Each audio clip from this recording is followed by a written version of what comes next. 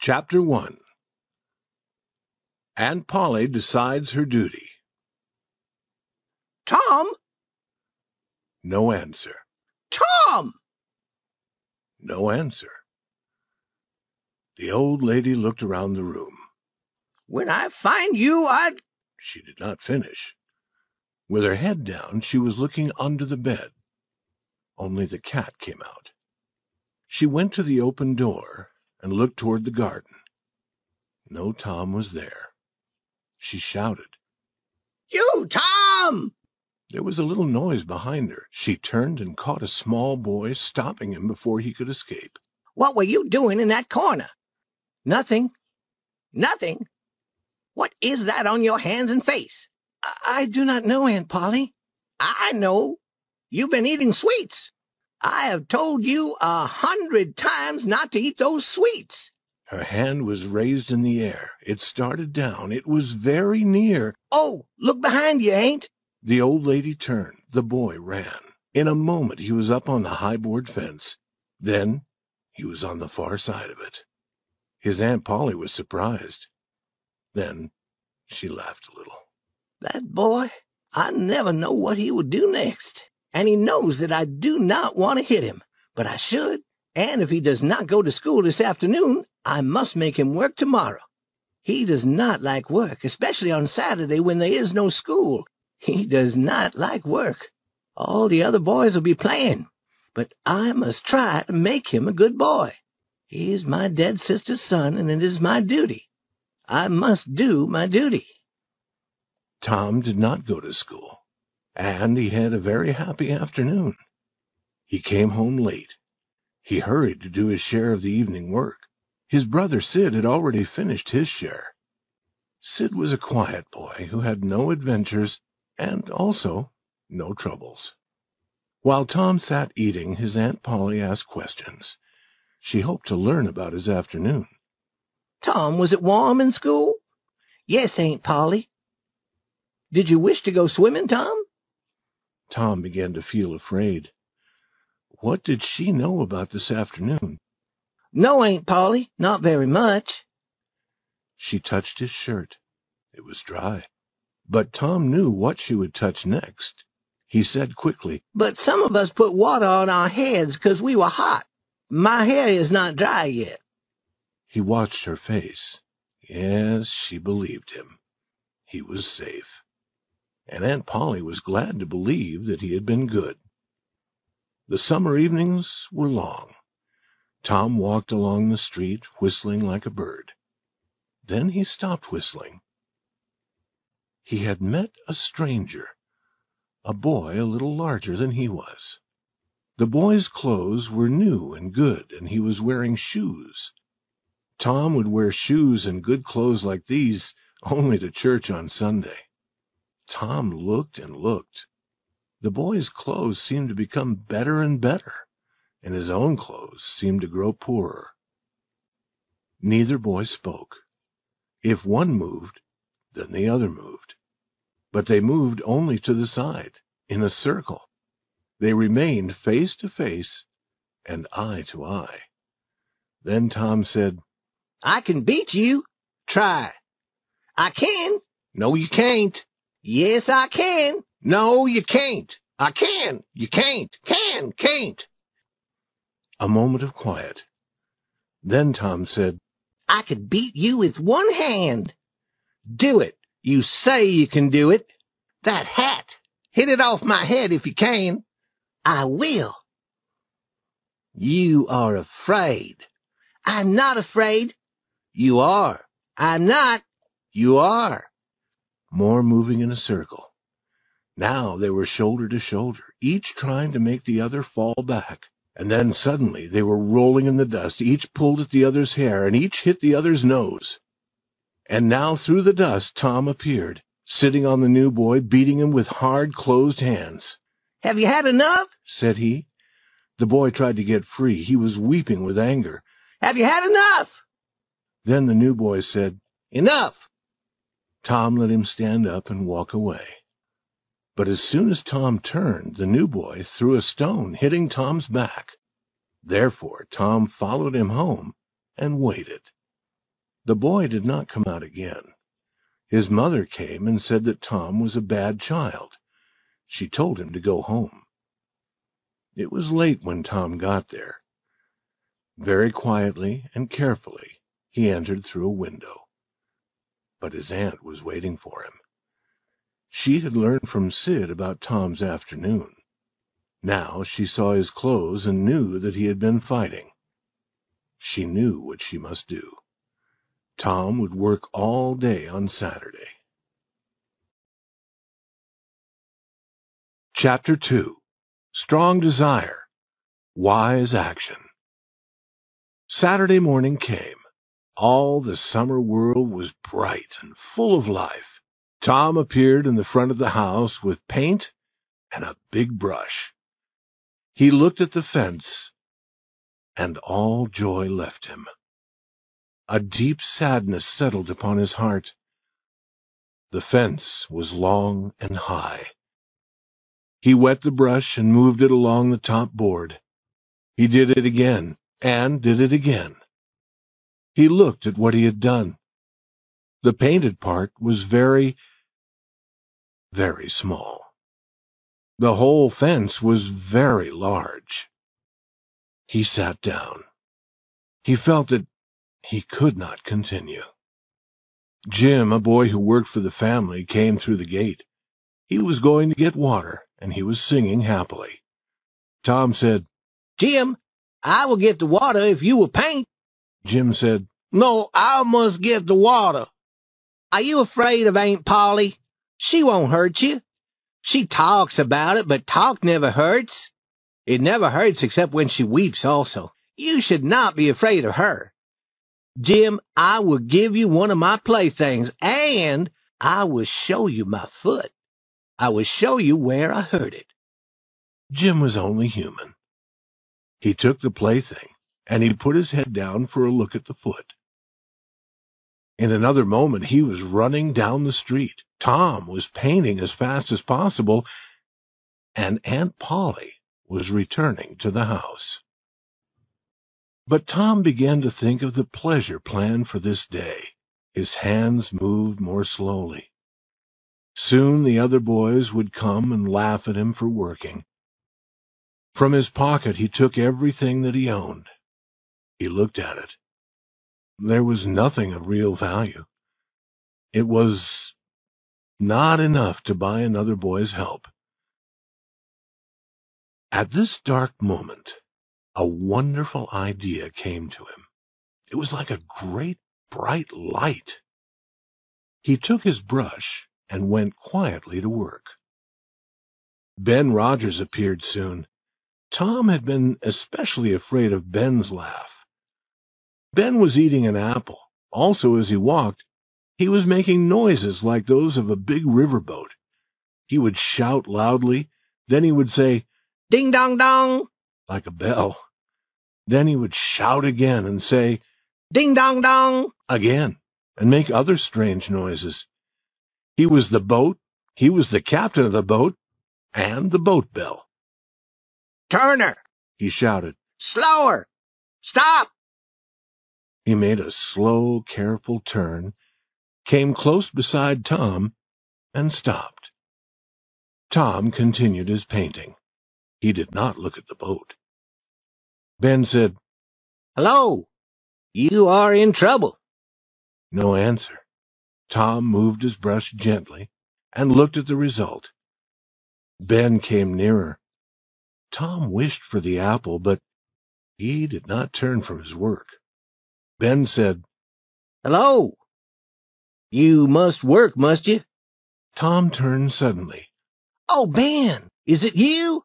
I did not see you. I'm going swimming, I am. Do you wish you could go with me, or would you rather work?" Tom said, "What do you mean, work?" "That is work." Tom returned to his painting.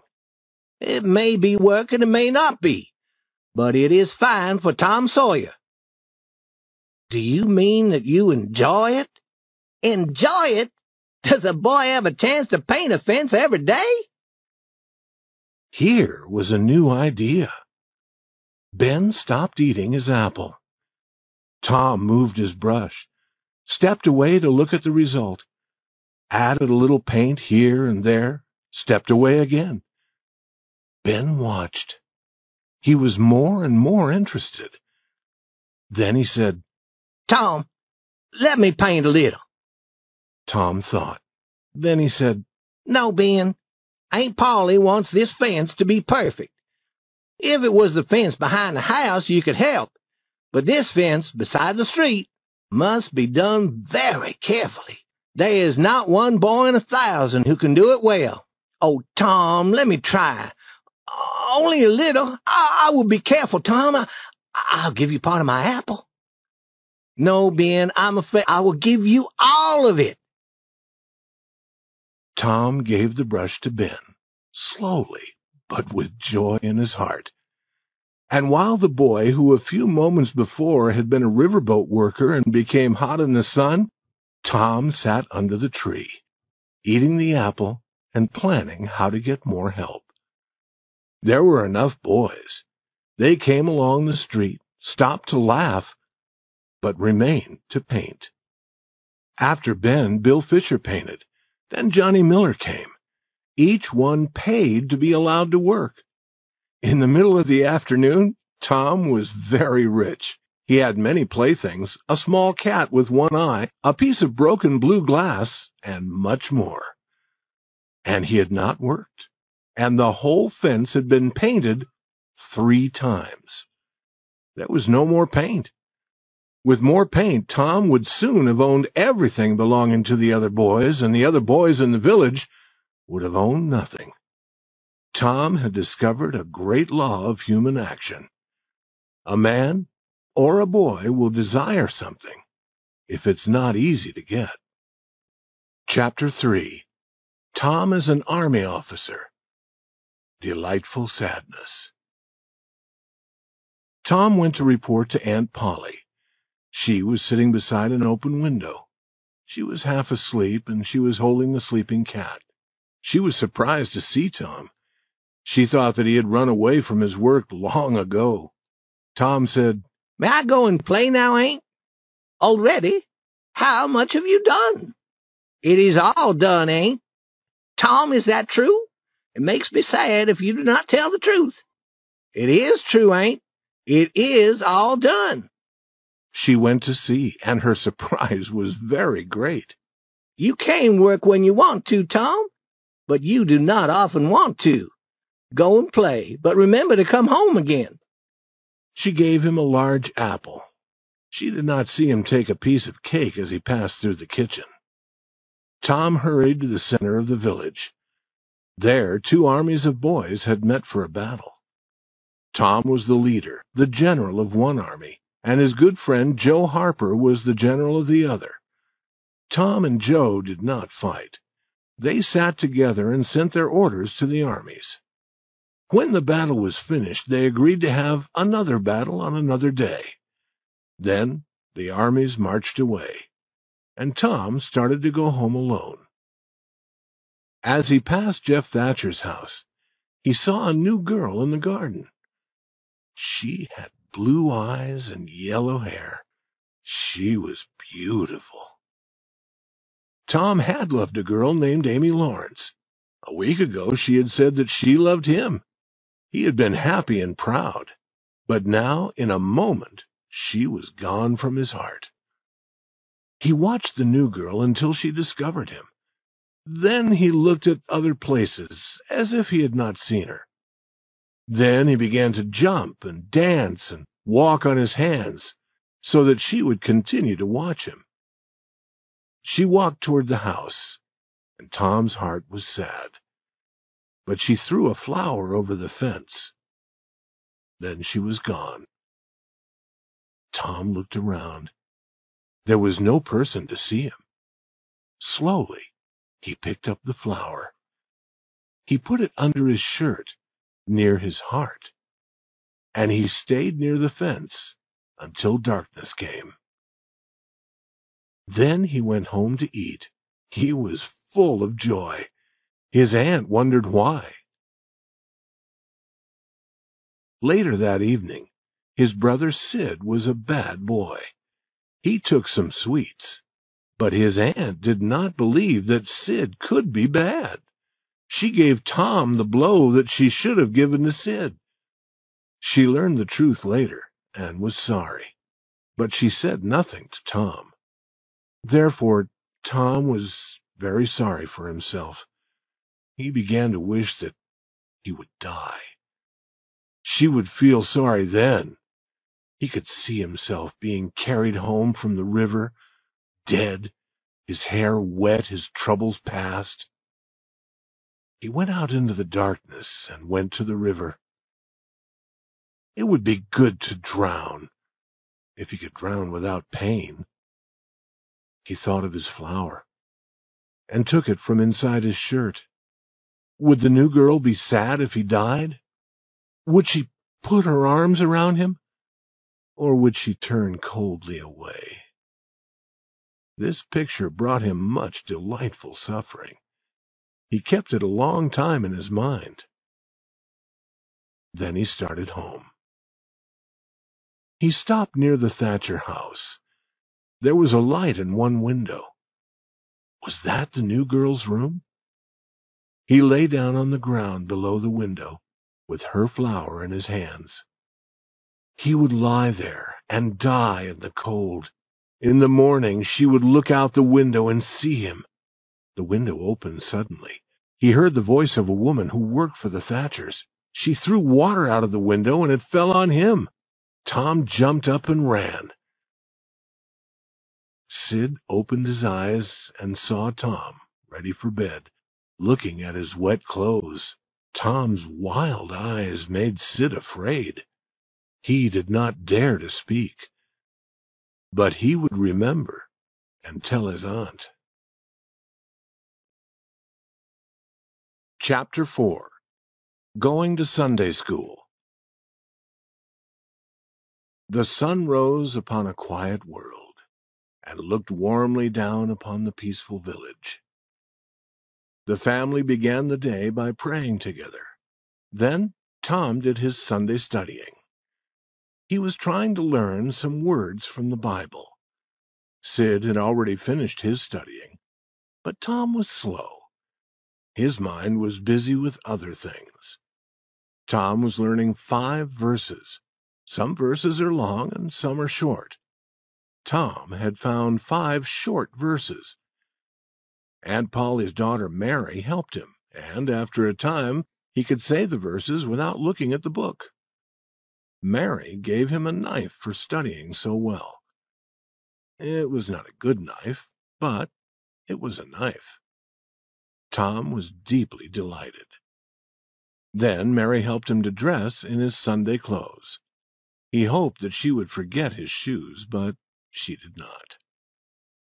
When they were ready, the 3 children went to Sunday school. With his whole heart, Tom wished not to go. Mary and Sid enjoyed going. At the church door, Tom stopped to speak to a friend. Billy, do you have a yellow ticket? Yes. Will you sell it to me? What will you pay for it? Tom offered enough and received the ticket. Then Tom stopped other boys and bought more tickets, some red and some blue. He was busy with his buying for about 10 minutes. Then he went into the church. These tickets were given for learning the Bible verses. A blue ticket was given for 2 verses. A red ticket was equal to 10 blue tickets. A yellow ticket was equal to 10 red tickets. And for 10 yellow tickets, for learning 2,000 verses, the Sunday school teacher gave the student a Bible. It was a wonderful day when a boy or girl received one of those Bibles. Perhaps Tom did not want the Bible, but he did want the wonderful experience of receiving it. "Now, children," the teacher said, "sit up as straight as possible and listen. That is what good little boys and girls should do." While the teacher was talking, 3 gentlemen and a lady entered the church. The lady was leading a child. When Tom saw this small girl, waves of happiness went over him. He began hitting other boys, pulling their hair, doing everything to force the new girl to look at him and smile. He was quickly forgetting the water the woman threw from her window the night before. The gentleman and the lady went to the front of the church and sat down there. Then the teacher told who they were. One gentleman was Mr. Thatcher, who lived in the village. All knew him. But one was his brother, the great Judge Thatcher. He had traveled. He had seen the world. He came from a large town 12 miles away. The teacher wished that on this day he could give some boy or girl a Bible. He would have been proud to do that. The famous Judge Thatcher would know then that this was a fine Sunday school. But no child had enough yellow tickets. At this moment, when hope was dead, Tom Sawyer came forward. He had 9 yellow tickets, 9 red tickets, and 10 blue tickets. It was like a storm coming from a clear sky. The teacher had not expected Tom to gather so many tickets in 10 years, but here were the tickets. It was the surprise of the year. The teacher knew that it was strange. He could not understand how it had happened. He did not believe that Tom had learned 2,000 verses. He did not believe that Tom had learned 12 verses. The other boys watched Tom. All wished that they too had enough tickets for a Bible. Some boys suffered more deeply because they had sold Tom their tickets. They were able to understand what had happened. Tom had become rich by letting other boys whitewash the fence. He had been rich enough to buy their tickets. And now anger filled them.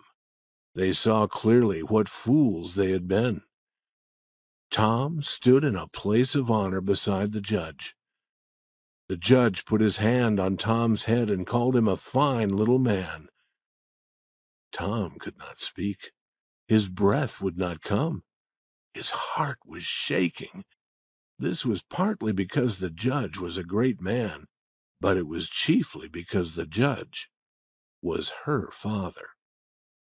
The judge asked his name. Tom? Is that all of it? Thomas? But you have more, perhaps, another name? Tell the gentleman your other name, Thomas, said the teacher. Thomas Sawyer. That is a good boy. You are a fine, manly little fellow. 2,000 verses is a very, very great many, and you never can be sorry that you learned them. Learning makes great men and good men. You will be a great man and a good man some day, Thomas. Then you will remember this day. Then you will be glad that you went to Sunday school. Now, Thomas, tell me and this lady some of what you have learned in your Bible verses. We are proud of little boys who learn. Now you know the names of the 12 great followers of Jesus Christ. Tell us the names of the first 2. Tom's face became red, and he looked down at his feet. The teacher knew that Tom could not answer, but he felt that he must speak. He said, "Answer the gentleman, Thomas. Do not be afraid." Tom said nothing. Surely you will tell me, said the lady.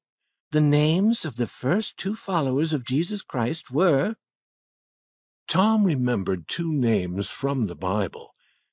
He did not remember who the people were or what they had done, but the 2 names were always together.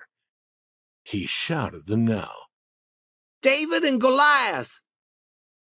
But David and Goliath had not been among the 12 great followers of Jesus Christ. Their story was in a different part of the Bible. David was a boy, and Goliath was a man of very great size and strength. They were enemies, and David had killed Goliath. Let us be kind enough to look away from the rest of the scene of Tom Sawyer in Sunday school.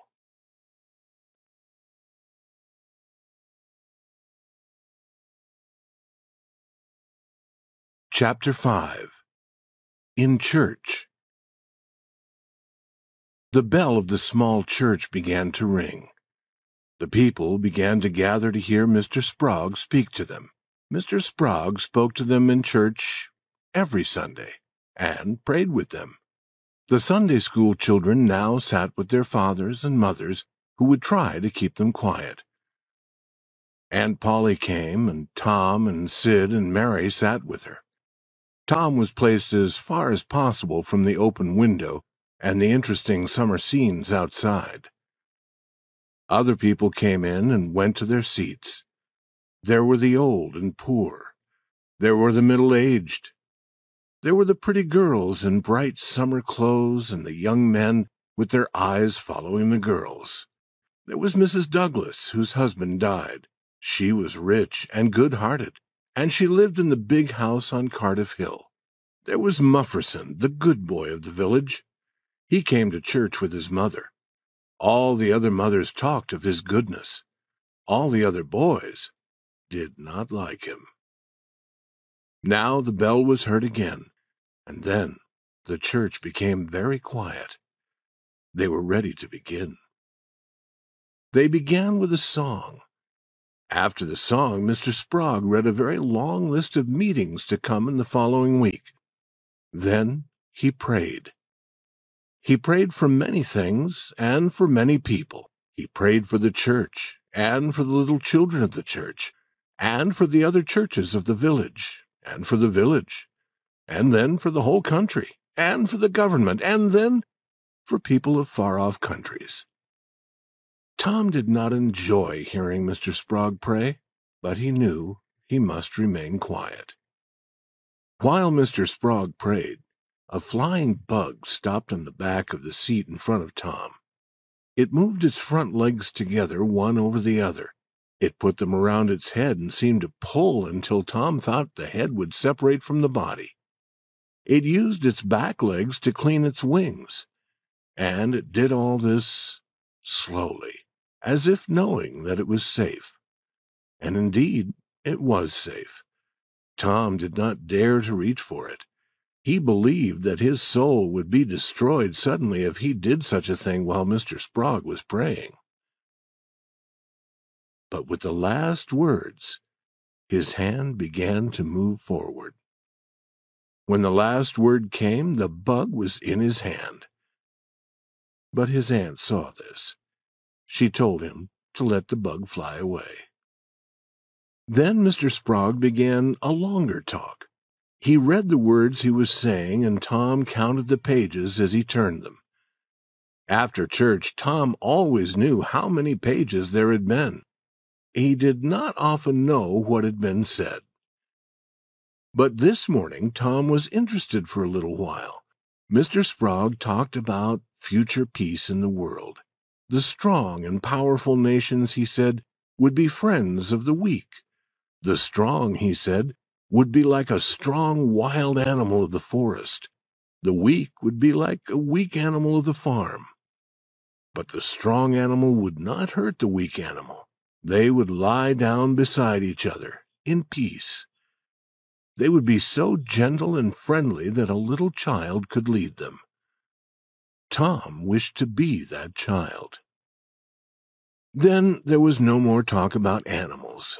Again, Tom began to suffer. He remembered a valuable object that he carried, and he took it from his pocket. It was a large black bug in a small box. The bug quickly took a painful hold on Tom's finger. The next moment the bug was on the floor on its back, and Tom's finger was in his mouth. The bug lay there moving its legs, but it could not get on its feet again. Tom could not reach it. It was too far away, but he watched it. Other people, also not interested in Mr. Sprague's words, found pleasure in watching the bug. Then a dog entered the church. He was sad at heart. He wanted some new, different thing to do. He saw the large black bug, and his tail lifted and moved a little happily. He looked at the bug carefully, walked around it, put his nose nearer, lay down with the bug between his front feet, and began to sleep. His head moved down. It touched the bug, and the bug took a painful hold on his nose. The dog cried loudly, shaking his head, and the bug fell again on the floor, on its back. People sitting near were laughing gently with their faces covered. Tom was completely happy. The dog seemed like a fool, and perhaps felt like a fool. There was anger in his heart also. He went near the bug again and began jumping at it. Moving in a circle, he jumped again and again. Then he had had enough of jumping. He found a smaller bug and followed it for a while. Then he had had enough of the smaller bug. Forgetting the large black bug, he sat down on it. With a wild cry of pain, he went running around the church. The bug kept its hold. The dog ran across the front of the church and across the back. His cries grew louder and louder. Then he jumped into his owner's arms. His owner threw him out a low window. Then slowly the sound of his voice grew softer and was gone as he quickly ran away. Now all the people in the church had red faces and were trying not to laugh. Mr. Sprague had stopped speaking. He began again, but it was not easy for him to continue. Here and there a laugh could be heard. All were glad when it was time to go home. Tom Sawyer went home quite happy. Church was a pleasure when something different happened. There was only one thing that he did not like. He was glad to let the dog play with his bug, but the dog should not have carried it away. Chapter 6. A Talk of Devils. Happy Hours. The next morning, Tom was very sad. This was the beginning of another week of slow suffering in school. He usually began this day wishing that there had been no Saturday and no Sunday. Because of them, school seemed more painful to him. He lay in bed thinking. If he were sick, he could stay home. He thought carefully about all the parts of his body, but he could discover no sickness. Then he looked at his foot. His foot had been hurt. He had an idea. He began to cry as if with pain. But Sid, in his bed across the room, continued to sleep. Tom's voice grew louder. Now he seemed to feel real pain in his foot. No result from Sid. Tom said, "Sid! Sid!" and tried shaking him. This time the result was good. When Tom cried again, Sid sat up and looked at him. He said, "Tom, what's wrong?" No answer. Now Sid tried shaking Tom. Tom said, "Oh, do not do that, Sid. It hurts me. I must call Aunt Polly." "No, do not call her," he cried loudly again. Then he said, "I will forget everything bad you have ever done to me, Sid, when I'm dead. Oh, Tom, are you dying? Give my cat with one eye to that new girl and tell her—" But Sid was gone. He ran to his aunt. "Oh, Aunt Polly, Tom is dying." "Dying? I can't believe it." But she ran. Her face was white with fear. At the bedside she cried, "Tom, Tom, what is wrong?" "It is my foot, Aunt, where I hurt it. The doctor must cut it off."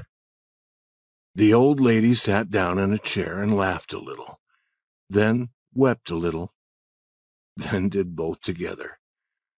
Feeling better, she said, "Tom, you stop that and get out of bed." Tom stopped crying. And the pain stopped too. As he walked to school, he met Huckleberry Finn. Huckleberry's father was always drunk. None of the mothers in the village liked Huckleberry, but all the children liked him. They wished that they dared to be like him. Tom also wished he could be like Huckleberry. He had been ordered never to play with him. Therefore, he played with Huckleberry every time it was possible. Huckleberry was always dressed in old clothes. The clothes were always too big for him. His hat was full of holes. The bottom of his coat touched the ground. He came and went as he wished. He did not sleep in a bed. He did not sleep in a house. He did not go to school or to church. He could go swimming or fishing when and where he might choose. He was the first boy to wear no shoes in the early summer. He was the last boy to wear shoes in the early winter. He never washed. He had everything that any boy could desire. Tom said, "Hello, Huckleberry." "Hello yourself." "What's that?" "Dead cat." "Let me see him, Huck. Where'd you get him?" "From a boy." "Why do you want him, Huck?" "To take off these warts." Huckleberry showed Tom the small spots of thick, hard skin on his hands. "I take 'em off with a bean, Huck." "Yes, bean is good. I've done that." "How did you do it?" "You take the bean and break it in 2 pieces. Then you cut the wart and get some blood. Then you put the blood on half the bean. You make a hole in the ground. You put that half of the bean in the hole and cover it with earth. You must do this in the middle of the night where 2 roads cross and when the moon is dark. Then you burn the other half of the bean. The piece of bean with the blood on it will try to pull the other half to it, and that helps the blood to pull the wart, and it's gone from your hand." "Yes, that is right, Huck. Although when you put the bean in the ground, you should say, 'Down bean, off wart, appear no more.' But how do you take off warts with a dead cat?" "You wait until a dead body of some bad person has been put in the ground. Then you take your cat and you go to that place before the middle of the night. At the middle of the night, a devil will come to carry the dead man away. Perhaps 2 or 3 devils will come. You can't see them. You can only hear a sound like the wind. Or perhaps you can hear them talk. And then, when they take the body away, you throw the cat after them. You say, 'Devil follow body, cat follow devil, warts follow cat.' And that'll take off any wart." "Did you ever try it?" "Not yet." "Huck, when are you going to do it?" "Tonight. I think that they will come to get old Hoss Williams tonight." "But they put him in the ground Saturday. The devils would take him Saturday night." "The devils can't come out until 12. At 12 on Saturday night, it is Sunday. Devils can't come on Sunday." "I never thought of that. Let me go with you." "If you won't be afraid." "Afraid? Will you come to my house and call to me? Make a noise like a cat." "Yes, but you answer. Another night I came to your house saying meow, meow like a cat, but you never answered, and your neighbor threw stones at me." "Aunt Polly was watching me, but I will meow this time." Tom continued walking to school. He went in quickly and sat in his seat. The teacher looked at him. "Thomas Sawyer." Tom knew that trouble was coming when his whole name was used. "Why are you late again?" Tom looked around the room. He saw the new girl. No girl sat in the seat beside her, and the girls sat in all the other seats on the girls' side of the room. He said, "I stopped to talk with Huckleberry Finn." All the children looked at Tom. It was very foolish to say that to a teacher. "Thomas Sawyer, I never heard more surprising words. Take off your coat." The teacher had a supply of thin branches cut from a tree. He used and broke several of these while beating Tom's back. Then he ordered, "Go and sit with the girls." The new girl turned her back toward Tom. Then, after a short time, she turned toward him, and she saw an apple on the table in front of her. She moved it away. Tom gently moved it toward her. She moved it away again. Tom returned it. Then she let it remain where he had placed it. Now Tom began to make a picture on a piece of paper. He held one hand over it while he worked, and she could not see it. She tried to see. He seemed not to notice her interest. Then she said, "Let me see." He showed her. It was a picture of a house. It was not good, but she thought it was. "It is nice. Now make a man." The man was bigger than the house. "It is beautiful. Now make me." He made a picture of another person. "That is very nice. I wish I could make pictures. I would teach you at noon. Do you go home to eat?" "I will stay if you stay." "Good. What is your name?" "Becky Thatcher." "What is yours?" "Oh, I know. It is Thomas Sawyer." "That is my name when they beat me. I am Tom when I am good. You call me Tom, will you?" "Yes." Now Tom began writing something, hiding it with his hand. She asked to see. "Oh, it is nothing. You don't want to see it." "Yes, I do." "You will tell what it is." "I promise never to tell." "Oh, you do not want to see." "I will see." She put her small hand on his, and then Tom let her pull the writing away. She read these words: "I love you." "Oh, you bad thing." And she hid his hand, but her face showed pleasure. At this moment the boy felt a hand on his ear and a pull lifting him from the seat. He was returned to his usual seat. The whole school laughed. But although Tom's ear hurt, his heart was joyful. Chapter 7. An Agreement is Made. At noon, Tom ran to Becky and said softly in her ear, "Start to go home with the others, and then return here. I will do the same." Soon both had returned. Now they were alone in the school. They sat together, and Tom put his hand on Becky's, guiding it. They made a picture of another house. Then they talked. Tom was filled with happiness. He said, "Becky, were you ever engaged?" "What does that mean?" "Did you ever promise to marry any boy?" "No." "Would you like to be engaged?" "What do you do?" "You tell a boy you will marry him. Then you kiss. That is all. It is easy." "Why do you kiss?" "They always do that. Do you remember what I was writing?" "Yes." "What was it? Shall I tell you?" "Yes, but not now. Tomorrow." "No, now. I will say it quietly, Becky, close to your ear." He put his arm around her and he said the words quietly. "Now, you tell me." She made him turn his face away. Then she came near. Her breath moved his hair as she said, "I love you."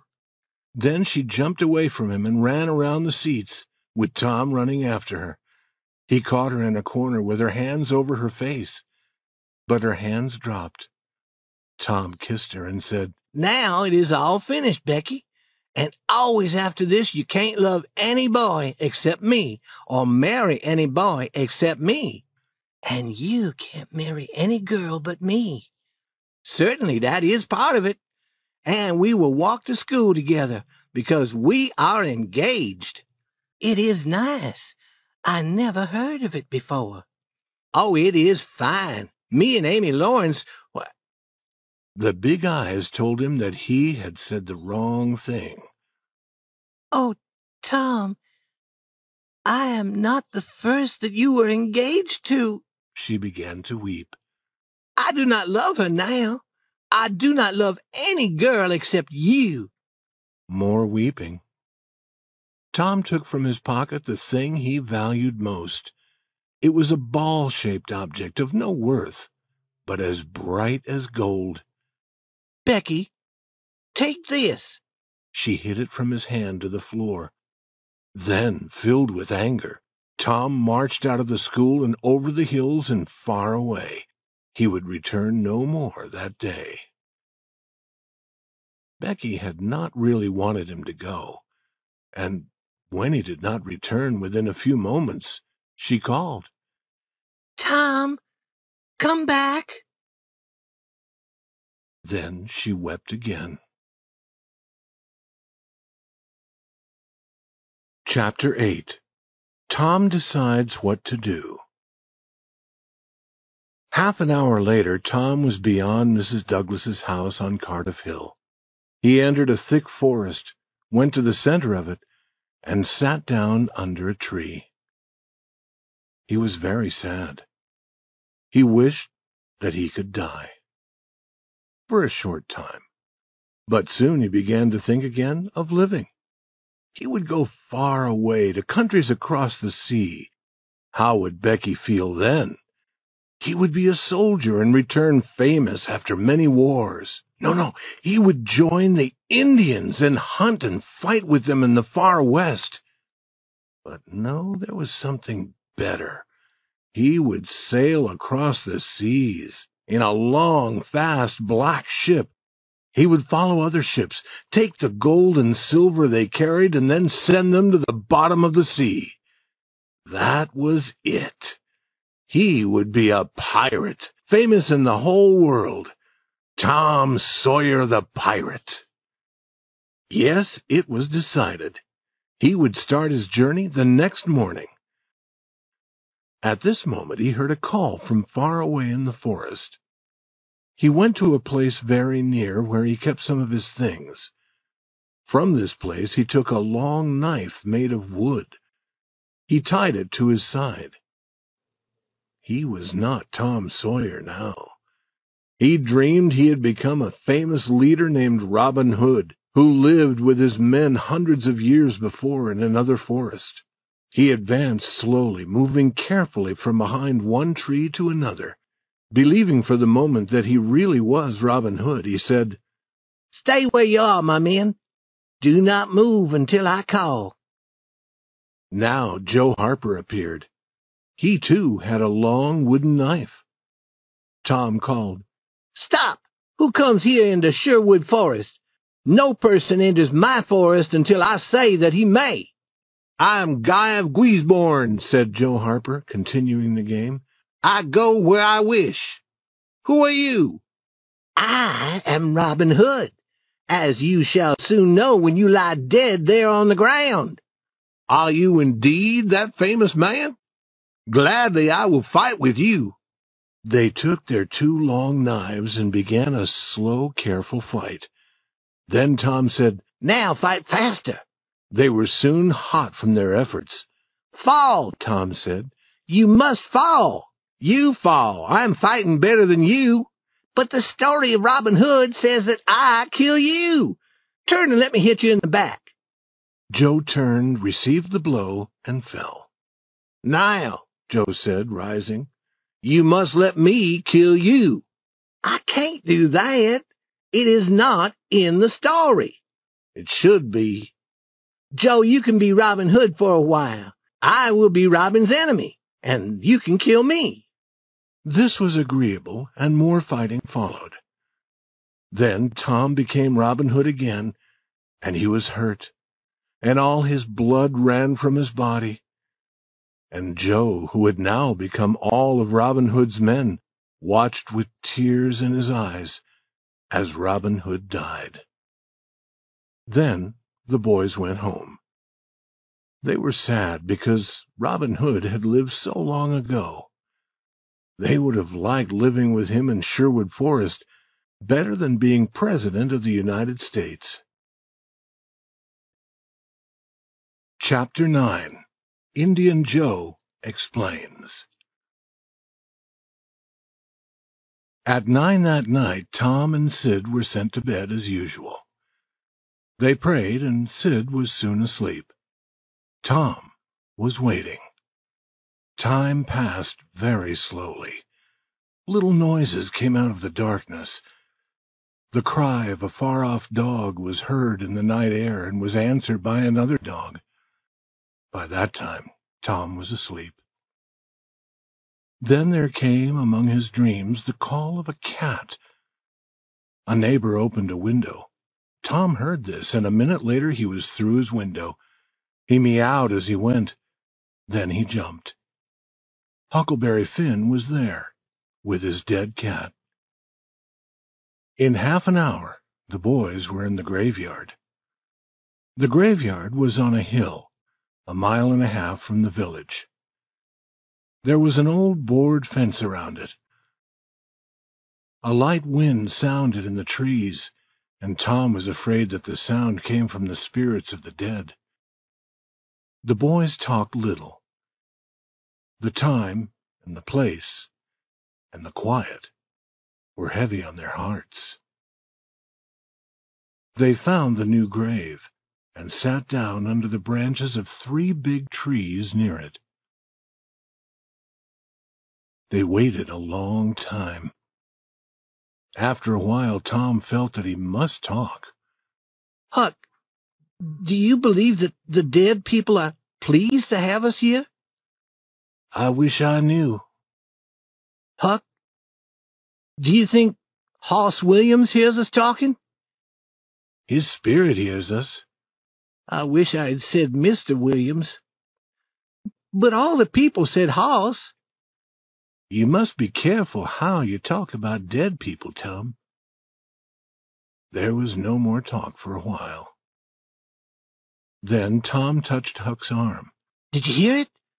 There it is again. Now you hear it.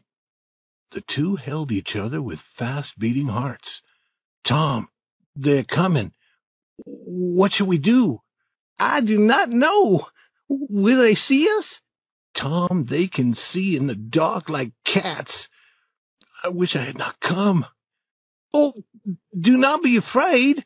We are doing nothing. If we are completely quiet, perhaps they won't see us. I will try, Tom, but I'm shaken. Listen. The sound of voices came from the far end of the graveyard. Look. See there, said Tom. What is it? It is devil fire. Oh, Tom, this is very bad. Some dark shapes came near, carrying a light. Huckleberry said, shaking more, It is the devils, 3 of them. Tom, we are in great trouble. Can you pray? I will try. Tom began to pray. Tom, they are human. That is old Muff Potter's voice. He's drunk as usual. He won't see us. Huck, I know another voice. It is Indian Joe. Devils would be better than that half-Indian. What do they want here? Then the boys were quiet, because the 3 men had arrived at the new grave. Here it is, said the third voice. In the light, the boys saw the face of young Dr. Robinson. He was so near that the boys could have touched him. Hurry, men, he said. The moon may appear from behind the clouds. The other 2 men began opening the grave. For a while no sound was heard except the sound of their work. Then they came to the box which contained the body. They opened it and lifted the body out of the box. The moon appeared, and the dead man's face could be seen. Potter held up a knife. Now, Doctor, the thing is ready, and here it stays. unless you pay us $5 more." "You have your money," the doctor said. "You and your father once sent me to jail," Indian Joe said. 5 years ago. Do you think I would forget? Now, you pay." The doctor hit him suddenly, and Indian Joe fell. Potter dropped his knife. "You hit my friend," he said. He jumped at the doctor, and the two began fighting. Now Indian Joe was on his feet again. He picked up Potter's knife and began moving like a cat around and around the fighters. He was watching for a chance to strike the doctor. Suddenly the doctor was free. He picked up a board and used it to strike Potter, who fell quickly to the ground. At the same moment, Indian Joe saw his chance. The whole length of the knife went into the doctor's body. The doctor fell, partly on Potter, covering Potter with his blood. Clouds covered the moon, and the two boys ran into the darkness. When the moon appeared again, Indian Joe was looking down at the two men lying on the ground. The doctor made some sounds that were not possible to understand, and then, after a long breath, he was quiet. The Indian said, "Now, that is finished." He put the knife in Potter's right hand. Then he sat down and waited. Soon Potter began to move. His hand closed on the knife. He looked at it and let it fall. Then he sat up and looked at the doctor's body. "What happened, Joe?" he said. "It is a bad business," said Joe. "Why did you do it?" I never did it." Potter was shaking. "I was drunk. I do not remember what happened. Did I do it, Joe? I never wanted to do it." "He hit you, and then you did it. But you have always been good to me, Muff Potter.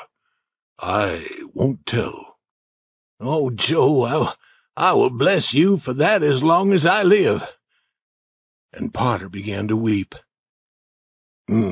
This is no time for weeping. You go that way, and I will go this way. Move, now." Potter started running.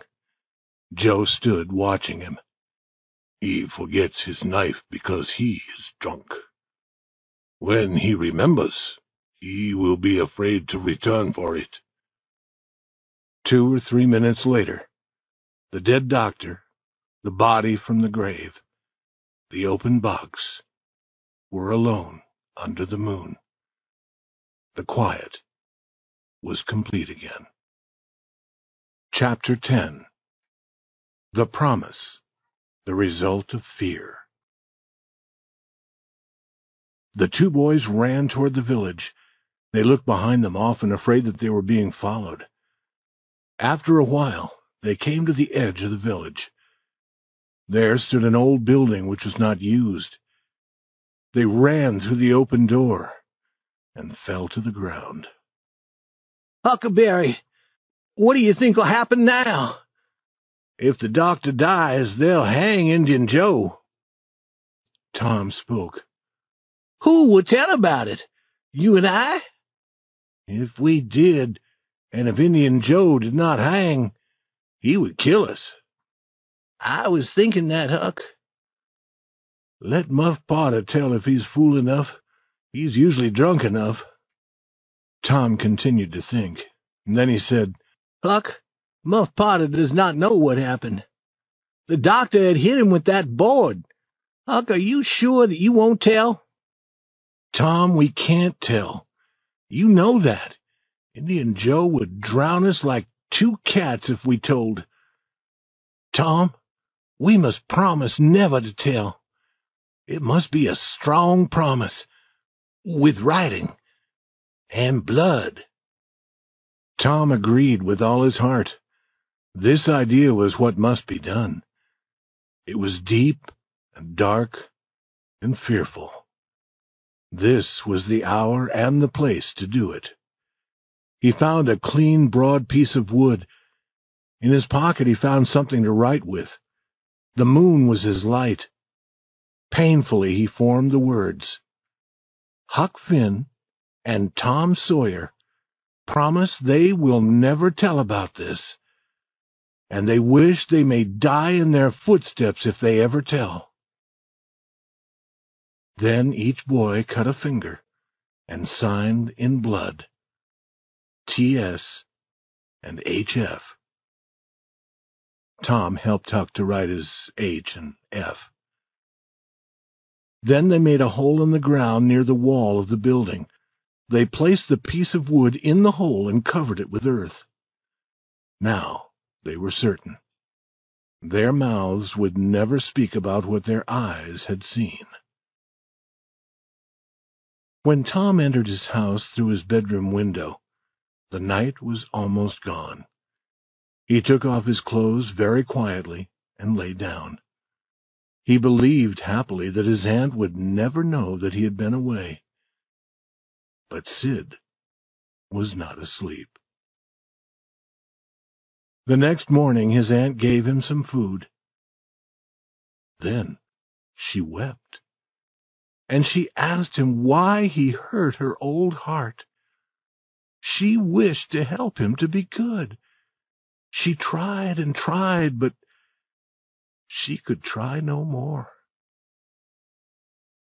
1,000 beatings would have been easier for Tom. He wept, he promised to be good, but he felt that she did not believe his promises. He went to school, and there the teacher beat him and Joe Harper because they had run away from school the day before.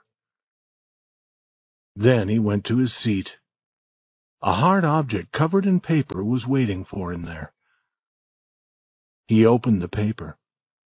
Inside was the bright, shining ball that looked like gold that he had given to Becky Thatcher. This was too much. Now his heart was broken.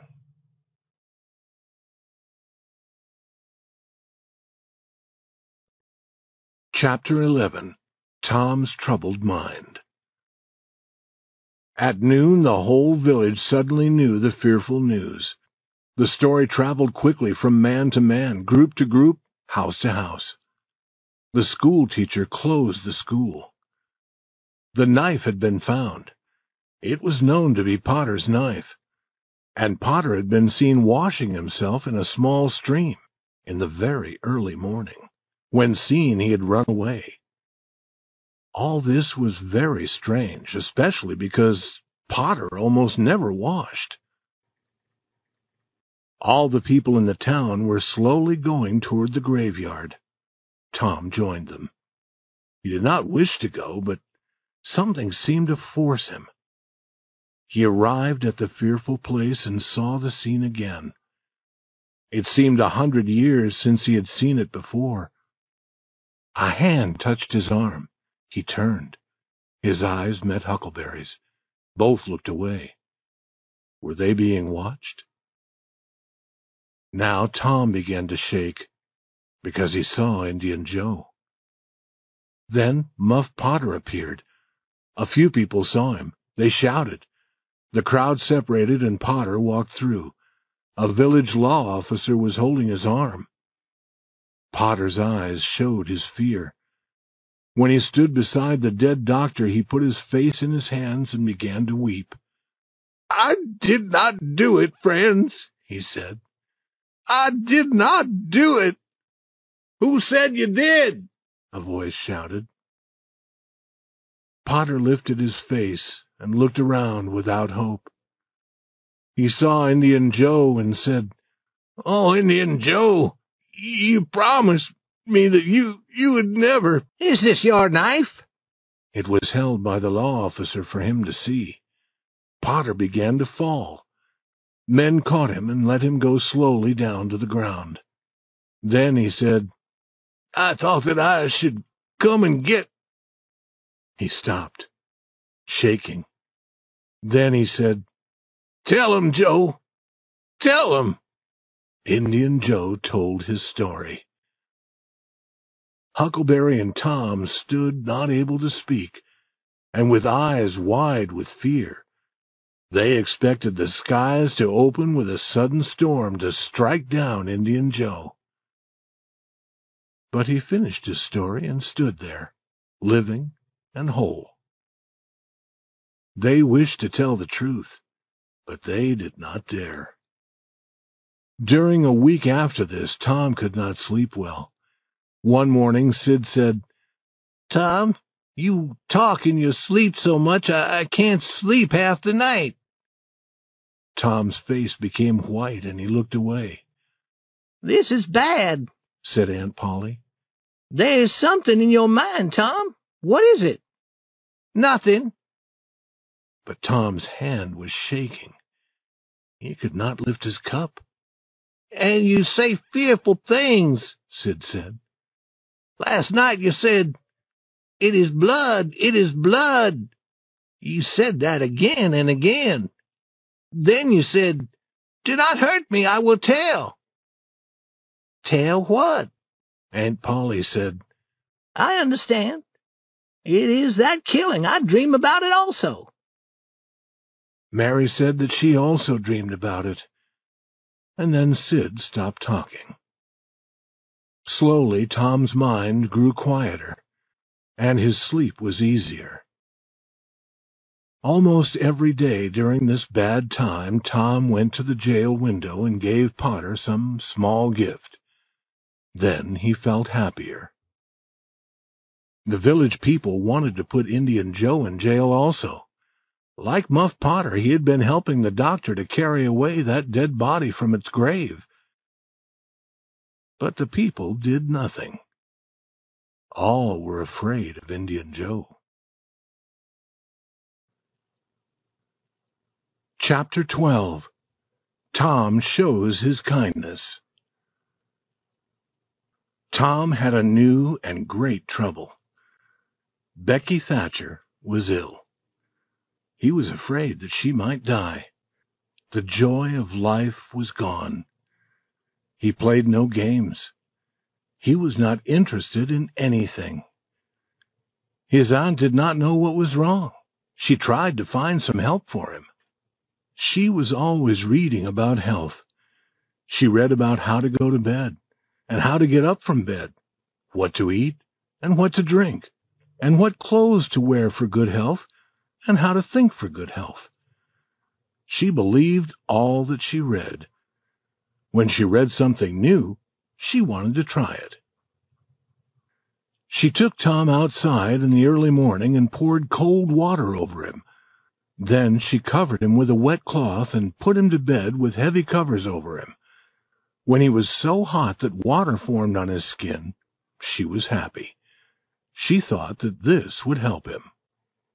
But Tom became sadder and sadder. She tried pouring hot water over him instead of cold. She tried less food. Soon, Tom stopped fighting against what she did, and then she was sure that he was very ill indeed. Next, she heard of something new named painkiller.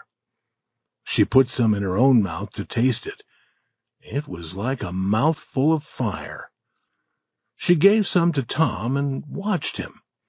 This painkiller had a strong result.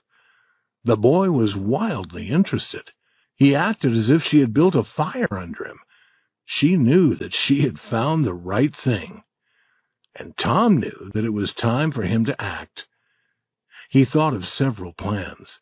He decided to say that he liked painkiller. He asked for it so often that his aunt gave the whole container to him. Now he could have painkiller at any time. She did not know that every day he put some in a hole in the floor. One day as he was doing this, the cat came in and seemed to want some of the painkiller. "You do not want it, Peter." But Peter continued to seem to ask for it. "Are you sure?" Peter was sure. "You have asked for it, and I will give it to you. I am a kind boy. But if you do not like it, remember that you asked." He opened the cat's mouth and put in some painkiller. Peter jumped high into the air and cried a wild cry. Then he started going around and around the room, running against chairs and tables. Next he stood on his back feet and danced with cries of joy. Then he went faster around the room again. Aunt Polly arrived. He rolled over and over and gave one last great cry and jumped through the open window. Tom was on the floor, weak from laughing. Tom, what's wrong with the cat? Cats always do that to show their joy. But Aunt Polly saw the painkiller. She knew what had happened. She caught Tom's ear and pulled him up, then hit him with her hand. Why did you do that to the cat? Because I'm sorry that he has no aunt to care for him. Has no aunt? Why do you say that? Because if he had an aunt, she would give him a drink that burned his mouth and not think of his feelings. She would say, if the drink was good for a human, it would be good for a cat. Aunt Polly thought, if it hurt a cat, it might hurt a boy also. She put her hand on Tom's head. I was trying to help you, and I was trying to help Peter, and it helped him. I never saw him move so fast. He was smiling at her now. Oh, Tom, I will not give you any more painkiller. Go to school and try to be a good boy. Tom was early at school. He was often early now. Today, as he often did, he waited at the gate. He did not play. He was sick, he said, and he seemed sick. Jeff Thatcher came down the road, and Tom's face was brighter, but quickly it was dark again. Jeff was alone. When he saw a girl's dress far away, he watched and watched, but the girl was never the right one. He entered the school and sat down to suffer. Then one more dress came through the gate. Tom's heart jumped. The next moment he was outside again, shouting, laughing, running after other boys, jumping over the fence, standing on his head. He was doing all this to make Becky Thatcher watch him. She never looked at him. Was it possible that she did not see him? He came running and shouting. He threw a boy's hat over the schoolhouse. He ran through a group of boys, and then he fell at her feet. She turned away with her nose raised high in the air. Some people always want other people to look at them. His face became red. He stood straight and walked quietly away. Chapter 13. The Young Pirates. Tom had decided now. He was sad and without hope. He was a boy with no friends. No person loved him. He had tried to do what was right, but they would not let him. Yes, they were forcing him into a bad life. He could now choose nothing else. He had come far from the village. He heard the distant school bell, and he knew that he would never hear it again. Tears fell from his eyes. Here he met his best friend, Joe Harper. Joe's eyes were filled with anger, and it was easy to see that there was a great and sad purpose in his heart. Tom said that he was going to travel around the world, never to return to the village. He hoped that Joe would not forget him. And Joe had come to say the same to Tom. They were two souls with only one thought. Joe's mother had beaten him, but he had done nothing. She plainly wished him to go away. Therefore, he was going. He hoped that she would be happy now. He hoped that she would never be sorry about sending her boy into the cold world to suffer and die. The two boys walked together. They agreed to be like brothers. They would never separate until they died. They began to plan. They decided to be pirates. 3 miles south of the village there was an island in the river. The Mississippi River was a mile wide there. The island was long and not very wide, and it was covered with trees. No people lived on it, and few people lived on the river's shore near the island. It would be a good place for pirates. Then they met Huckleberry Finn, and he joined them. They talked, and then they separated. They would meet again beside the river 2 miles north of the village at 12 that night. Tom knew where they could find a small boat. They would take it. Each boy would bring food and other useful things if possible. Tom arrived with meat and a few other things. He stopped among the trees on a hill above the meeting place. There were many stars, and it was very quiet. The great river lay like an ocean at rest. Tom listened a moment, but the quiet was broken by no sound. Then he whistled gently. The whistle was answered from below. Tom whistled 2 more times and was answered again. Then a voice said, "Who goes there?" "Tom Sawyer, the black pirate. Name your names." "Huck Finn, the red-handed, and Joe Harper, the destroyer of the seas." Tom had taken these names from his best-loved books. "Speak the word." 2 voices spoke together. "Blood! Blood!" Tom went down the hill to join them. The destroyer of the seas had also brought meat, and Finn, the red-handed, had some tobacco. The black pirate said that they must also have fire. They went to a large riverboat that was near, and they took some of the fire burning there. They knew that there were no men on the boat. The boatmen were all in the village.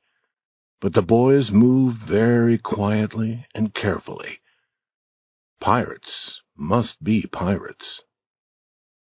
With Tom as captain of their ship, they left the shore and went into the middle of the river. From here, they let the moving river carry them along. They passed the distant village. 2 or 3 lights showed where it was, peacefully sleeping.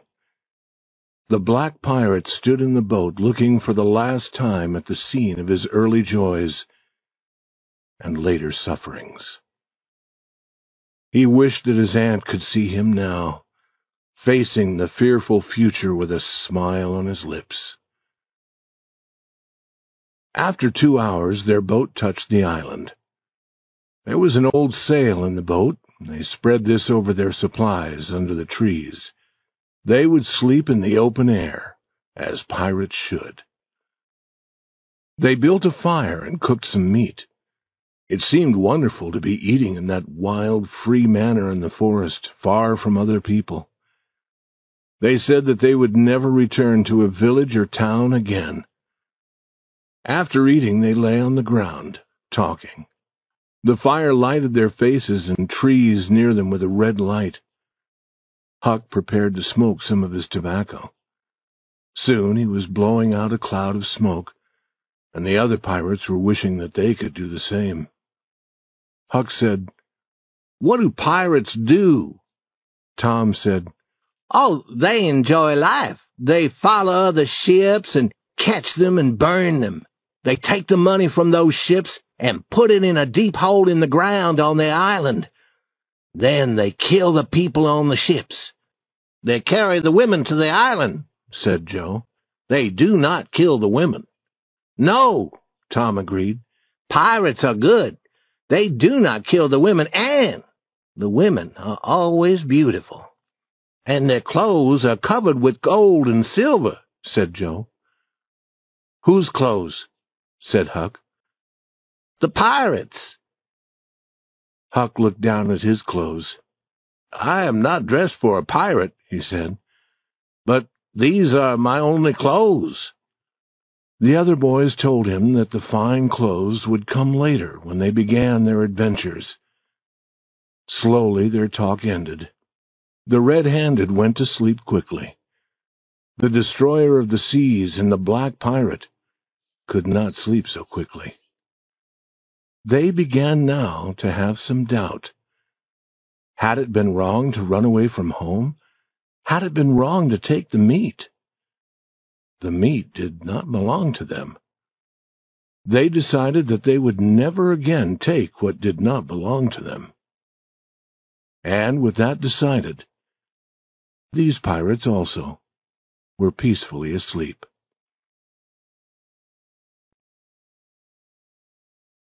Chapter 14. Island Life. Tom quietly leaves. Opening his eyes, Tom wondered where he was. He sat up and looked around. Then he remembered.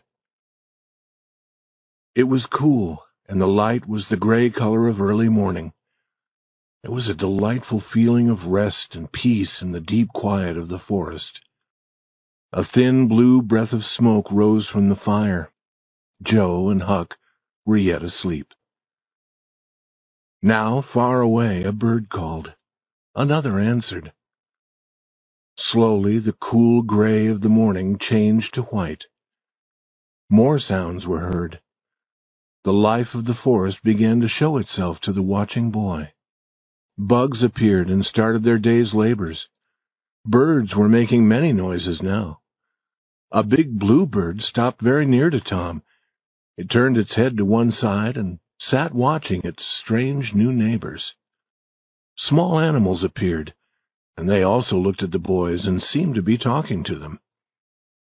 Perhaps they had never seen a human being before. Perhaps they did not know whether or not to be afraid. Tom called to the other pirates. Within a few minutes they were all playing in the river near the shore. Their boat had been carried away, but this pleased them. They were certain now that they would never return to their village. Happy and hungry, they built their fire. Huck had found some good water to drink. While Joe cooked some meat, Tom and Huck went to the river and caught some fish. Joe cooked these with the meat. No fish had ever tasted so good. Then Huck smoked. After that, they all started to walk through the trees to see what they could discover. They found much to delight them, but nothing surprising. The island was almost 3 miles long and 1/4 of a mile wide. It was very near to the shore on one side, but far from the shore where their village was. They played in the river often. It was the middle of the afternoon before they returned to their fire. They ate some meat again, and then they sat in the shade to talk. But the talk soon stopped. The quiet, the loneliness were beginning to change their happiness. They began to be sad. Tom and Joe were thinking of home. Finn the red-handed, who had no home, was thinking of the places where he usually went to sleep. But they did not speak to each other of this weakness. Now they heard a distant sound. They looked at each other and listened. There was a long quiet, and then the sound. Then a long, long quiet, and then again. We must go and see. They jumped up and ran to the shore nearer the town. The trees there were small and grew thickly. Through them the boys looked across the water. They saw a big riverboat. It was the boat that crossed the river many times every day. Now it was coming slowly down the river. It was crowded with people. There were many small boats around it. Then from the riverboat came a cloud of white smoke, and then another boom. I understand now, said Tom. Some person is drowned. That is right, said Huck. They did that last summer when Bill Turner was drowned. A big gun makes that boom, and then the body rises to the top of the water. I wish I was on that riverboat now, said Joe. I wonder who is drowned, said Huck. They continued to listen and watch. Then a thought came into Tom's mind like a sudden light. Boys, I know who is drowned. They are looking for us." This was a wonderful thing to know. Hearts were breaking for them. Tears were falling. People were sorry that they had not always been kind to them. The whole town was talking about them. This was fine. It was good to be a pirate. All doubt of that was gone. As darkness came, the riverboat returned to her usual business. The pirates returned to their fire. They were joyful that they were so important and were causing so much sadness. They caught more fish to eat. Then they talked about what the village people were thinking and saying. But as the night grew darker, they stopped talking and sat looking into the fire. Tom and Joe thought of persons at home who were not enjoying all of this. Joe began to speak of returning to the village. Tom laughed at him. Huck joined with Tom. Huck fell asleep. Then Joe fell asleep. Tom sat for a long time watching the others. Then he stood up. He found 2 pieces of thin wood on which he could write. After writing on the wood, he put one piece in Joe's hat. He put the other in his pocket. Then, carefully, he moved away among the trees. When he knew that they could not hear him, he began to run toward the river. Chapter 15. Tom learns what is happening. A few minutes later, Tom was walking into the water toward the shore where the riverboat was tied. The stream was not wide here, but it was strong. It carried Tom south, but after a while he arrived at the river's edge. He found a good place and pulled himself out of the water. He began walking north through the trees, near the shore. He arrived at an open area across the river from the village. The riverboat was lying near. Everything was quiet under the stars. Watching with both eyes, he entered the water again. There was a small boat tied behind the large boat. Soon he was pulling himself into the small boat. After a minute or two, he heard a bell. The riverboat began to move. He knew that this was the last time it would cross the river that night. 12 minutes later, the boat stopped. Tom was quickly in the water again, swimming to the shore. Soon he had jumped over the fence behind his aunt's house. He looked through a window into a lighted room. There sat Aunt Polly, Sid, Mary, and Joe Harper's mother. They were talking. They were beside the bed, and the bed was between them and the door. Tom went to the door and opened it quietly. He thought that he might be able to go inside without being seen. He began moving carefully on his knees. "I feel a wind. Is that door open?" said Aunt Polly. "How strange. Many strange things are happening now. Sid, go and close the door." Quickly, Tom went under the bed. Sid did not see him. "But," said Aunt Polly, "he was not bad. He was only wild and full of life, like any young animal. He did not wish to do bad things, and no boy ever had a kinder heart." She began to weep. "My Joe was the same.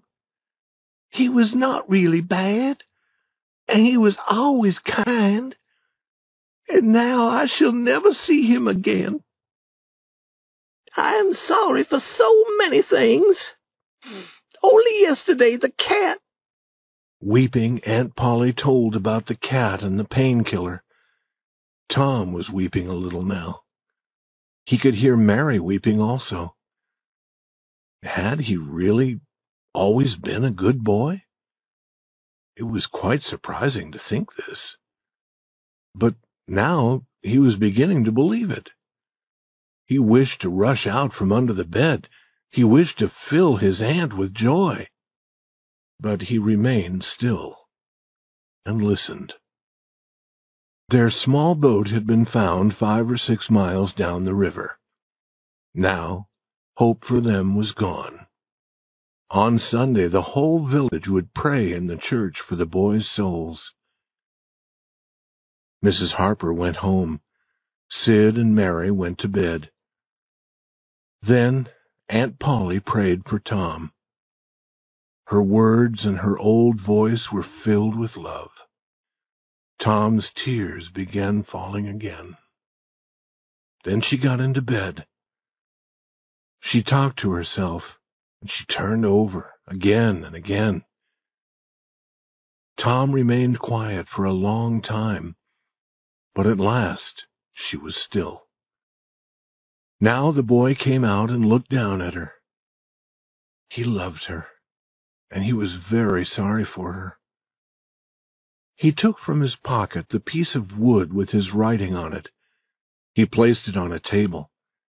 She would see it there in the morning. But then a new thought came to him. He considered it. His face grew bright. He put the wood into his pocket again.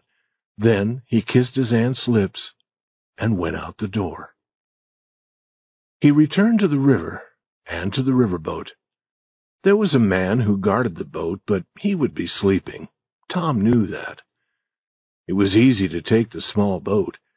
He got into it and moved it first up the river. Then he crossed to the other shore. He had often crossed the river in a small boat, and he knew how to do it. He considered taking the small boat to the island.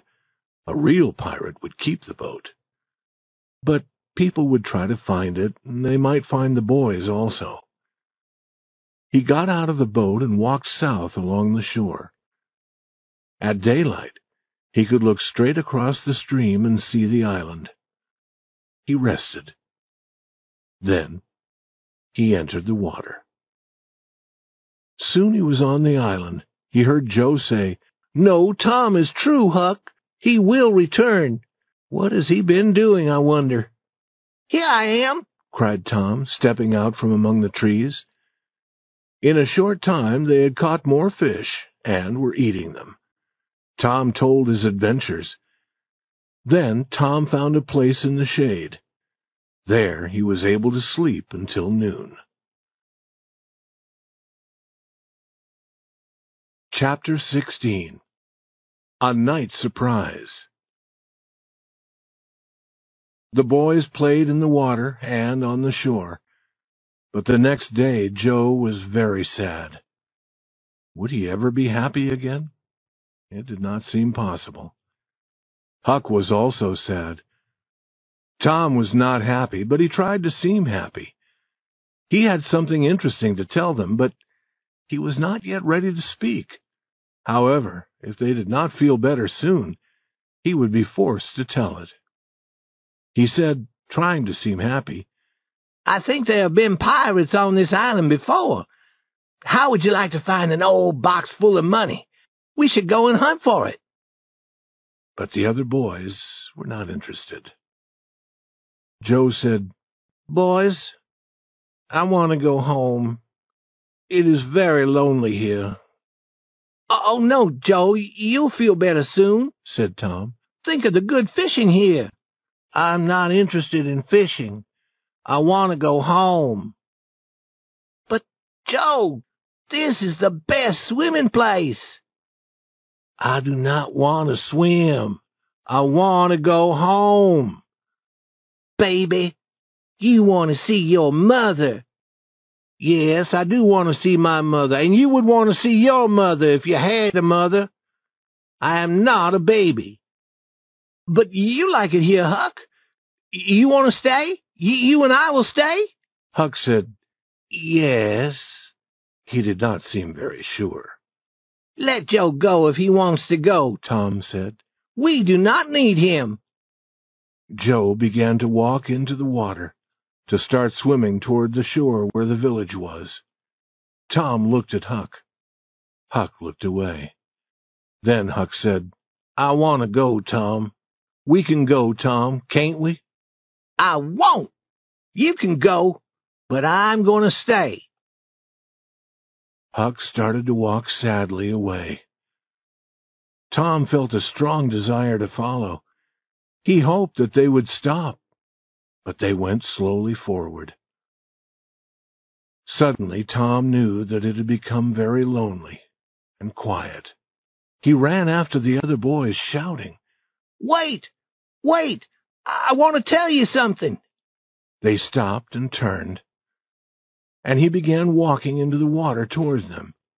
They listened to him without an answering word or smile. But after a while they began to understand. Then they shouted with joy. They said that he should have told them his plan sooner. That night after eating, Tom wanted to learn to smoke. Joe wanted to try also. With Huck's help, they began. Tom said, "This is easy. I could have learned long ago." "This is nothing," said Joe.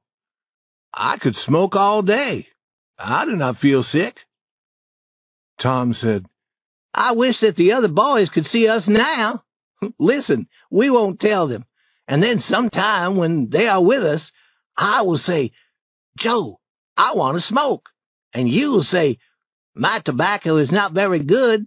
And I will say, 'It does not need to be good if it is strong enough.' And then we'll both start smoking and surprise them." "That'll be good, Tom. I wish I could do it now." "And we will tell them that we learned to smoke when we were pirates, and they will wish that they had been here." The talk continued, but after a little time there was less talk. Joe said, "I've lost my knife. I'm going to find it." Tom said, "Let me help you. You go that way, and I will go this way." "No, do not come, Huck. We can find it." Huck sat down again and waited an hour. Then he was lonely, and he went to find his friends. Both were very white. Both were asleep. But he knew what had troubled them was gone now. That night they did not talk much. When Huck began to smoke, they said no, that something they had eaten made them feel a little sick. In the middle of the night, Joe opened his eyes and called to the other boys. There was a strange heaviness in the air, and it made them all afraid. The night was very hot, but they moved near to each other and near to the fire. Sitting like that, they waited. A sudden light filled the sky. It turned night into day, and then it was gone. A fearful noise rolled across the sky and slowly ended far away. A breath of cold wind passed. The sudden light appeared and went away again, and the noise that followed came sooner and was more fearful each time. A little rain began to fall. "Quick, boys, run for cover!" Tom shouted. They jumped up and ran, each toward a different place. A strong wind rushed through the trees. The bright light appeared and went away, appeared and went away again. The fearful noise seemed to never stop. And now a heavy rain came down and ran in streams over the ground. The boys shouted, but their voices were lost in the storm. After some time they came to the place where the old sail was and pulled it over them. It was a wild night for these boys. The wind caught the old sail and carried it away. Trees fell. The storm increased until they feared it might carry the island away. But the storm grew weaker and weaker, and peace returned. The boys found that their fire was not quite dead. They put some more wood on it, making it burn brightly again. They found some of their meat and cooked it. Then they sat by their fire until morning, talking of the night's adventure, because there was no dry place for them to sleep. When the sun began to shine, they rested in its warm light near the shore. There they remained, sleeping, until the sun became too hot. Then they had something to eat again. The desire for home was now strong in all of them. Tom tried to find a new game to interest them. He found one. They were not pirates now. They were Indians, and had many fierce battles. However, when the day ended, they smoked together, as Indians always did to show that they were at peace. And two of them learned joyfully that now they could smoke a little tobacco without being sick. Chapter 17. The Success of Tom's Plan. But there was no joy in the little town that same afternoon. The village was more quiet than usual. The people had little to say to each other. The children had no pleasure in their games. Becky Thatcher was walking near the school. She thought, "Oh, I wish I had not returned to Tom that bright, shining ball he gave me. I have nothing to help me remember him. He's gone now, and I shall never, ever see him again." She walked away with tears rolling down her face. Then a large group of boys and girls, friends of Tom and Joe, came to the school and stood looking over the fence into the yard where they had played together. They spoke of things Tom and Joe had said, and of things Tom and Joe had done. They tried to learn who was the last to see the two boys. The children who were the last to talk with Tom and Joe felt very important indeed. One boy, who also wished to feel important, said, "I had a fight with Tom Sawyer, and he was stronger than I was." But most of the boys could say that. The next morning the church bell did not stop as it usually did after calling the people to church. It continued to ring. The people from the village gathered. Outside the church they talked, but in the church all was very quiet. The little church was filled with people. After a long time Aunt Polly entered, followed by Sid and Mary, and by the Harper family. All were wearing black clothes. The other people in the church stood up. They remained standing while the two families walked to the front of the church and sat down. It was quiet again. All prayed, and then a song followed. Now the church leader began to talk of the boys. He told how good they had been. People were sorry to remember that they had not seen the truth earlier when they had thought that these boys were bad. Tears were falling from all eyes. The sound of the church door opening slowly was heard. One pair of eyes, and then another, turned to look. Then all in the church seemed to turn at the same time, and people rose and watched while the three dead boys walked to the front of the church. Tom was first, Joe next, and last came Huck. They had been listening to every word. Aunt Polly, Mary, and the Harpers put their arms around Tom and Joe. Huck stood alone, not knowing what to do. He started to move away, but Tom stopped him and said, "Aunt Polly, this is not right. Some person must be glad to see Huck, and some person shall be. I am glad to see him, dear boy." She put her arms around him also, and now Huck felt more strange than before. "Sing, and sing your best," cried the church leader. And all the people did sing. There had never been such singing in that church. Tom Sawyer, the pirate, knew that no moment in his life could be prouder than this.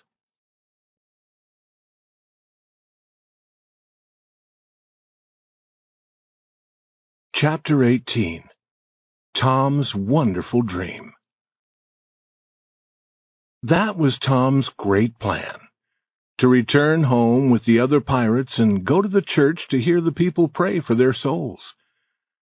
They had returned across the river in the darkness the night before, and had stayed in the forest until nearly daylight. They had entered the church and finished their sleep there before the people came. Then they appeared at the most important moment. The next morning, Aunt Polly and Mary were very loving toward Tom. He had everything he wanted to eat. There was much more talk than usual. Aunt Polly spoke. "We can laugh now, Tom, but you were not very kind to let me suffer. You came across the river to surprise us in church. Why could you not come across the river to tell me that you were not really dead?" "Yes, you could have done that, Tom," said Mary. "I believe you would have done it if you'd thought of it." "Would you, Tom?" said Aunt Polly. Her face was brighter at this thought. "Would you, if you thought of it? I hope you love me enough to do it. Did you think of it?" "Tom is always rushing," Mary said. "He never thinks." "Sid would have thought, and Sid would have come. Tom, someday you'll be sorry. You will wish that you had cared more for me, but then it will be too late." "I do care for you," said Tom. "I wish that I had thought, but I dreamed about you." "A cat does as much as that. What did you dream?" "I dreamed that I saw you sitting there by the bed. Sid and Mary were sitting with you. I dreamed that Joe Harper's mother was here. Indeed she was one night. Did you dream any more?" "Yes, but I can't remember all of it." "Try, Tom. Try to remember." "You said that the door must be open because you could feel the wind coming in. You said that was strange. And you told Sid—" "What did I tell Sid, Tom?" "You told him— you told him to close the door. And you were talking about me. I remember better now. You said that I was not bad. You said that I was only wild and full of life like any young animal. I never heard anything like this in all my life. And some people say that dreams are never true. Tell me more, Tom." And then you began to weep. "Yes, I did. I did." Then Mrs. Harper began to weep. She said that Joe was good also. And then you told all about my giving the painkiller to the cat.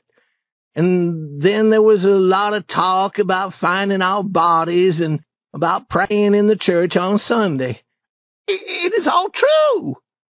And Mrs. Harper went home, and you prayed for me, and I could see you and hear every word. And you went to bed, and I was very sorry for you. And I had a letter for you. It was on a piece of wood. On the wood were the words, "We are not dead. We are away being pirates." I kissed you on the lips and went away again. Did you, Tom? Did you? She took him in her arms. "It was very kind, but it was only a dream," said Sid. "Be quiet, Sid. And Tom, here's a big apple for you. And now, you children go to school." Tom walked slowly and proudly, feeling that all eyes were watching him. Smaller boys followed him, proud to be seen with him. Boys of his own size tried not to show that they knew he had been away. But they did know. They wished that they had sun-browned skin like his. They wished that they were as famous. Tom decided that he no longer was interested in Becky Thatcher. Being famous was enough pleasure for him. When Becky arrived at school, Tom seemed not to see her. But he saw her playing with other boys and girls. He saw that she often came near him and looked at him, and he began talking to Amy Lawrence. Becky tried to go away from him, but her feet would not do as she wished. They carried her near the group around Tom. She said to one of the girls, "Mary, Where were you yesterday? I wanted to tell you about the picnic. Oh, whose picnic? My mother is going to let me have one. I hope that she will let me come. It will be my picnic, and I may ask those that I want. I want you and all my friends to come. She looked at Tom, but he was talking to Amy Lawrence. Now the others in the group began asking if they could go to the picnic. Soon all had asked except Tom and Amy. Tom turned away. Becky's legs were shaking and tears came to her eyes. She would not let the others see her sadness. She went away alone to think of what to do. When Tom saw her again, she and a boy named Alfred Temple were sitting together, looking at a book. Now Tom suddenly wanted to stop talking to Amy. He escaped from her and went to look again at Becky and Alfred Temple. And Becky seemed not to see Tom, but she saw him, and she saw that he was suffering, and she was glad. That Alfred Temple, Tom thought. Alfred Temple in his fine clothes. I will catch you. I will take you. And he began hitting the air as if he were fighting with the other boy. At noon, Tom went home. Becky again looked at the book with Alfred, hoping that Tom would see them. But Tom did not appear. Suddenly she began to weep.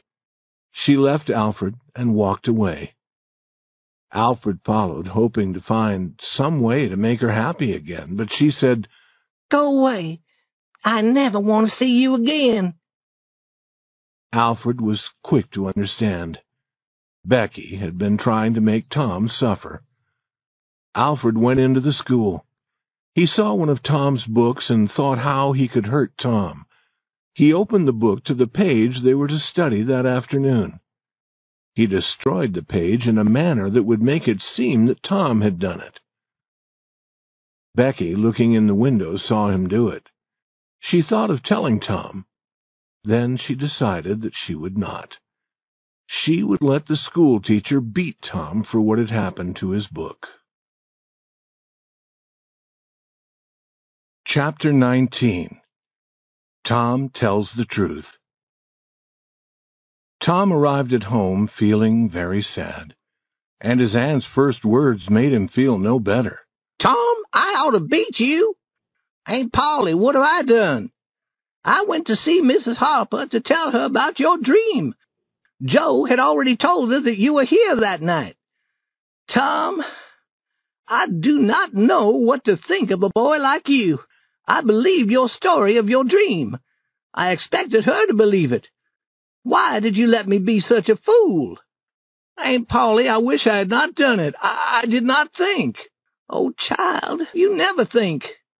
You never think of anything but yourself. You could think of enough to come here and laugh at our troubles.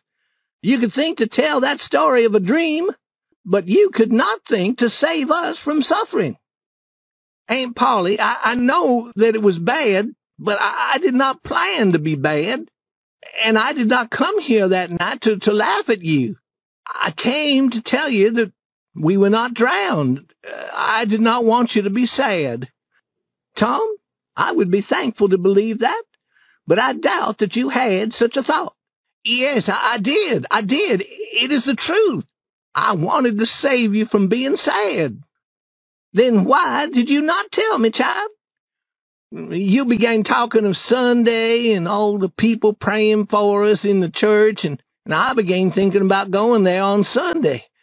And I put my letter in my pocket and went away. What letter? The letter to tell you that we were pirates. I wish now that you had opened your eyes when I kissed you. Did you kiss me, Tom? Are you sure? Yes, I did, Aunt. Why did you kiss me? Because I loved you, and you were weeping in your sleep, and I was sorry. The words sounded like the truth. The old lady said, Kiss me again, Tom, and then go to school. When he was gone, she looked at his little coat. In the pocket she found his piece of wood with the writing on it. She read the words with tears falling from her eyes.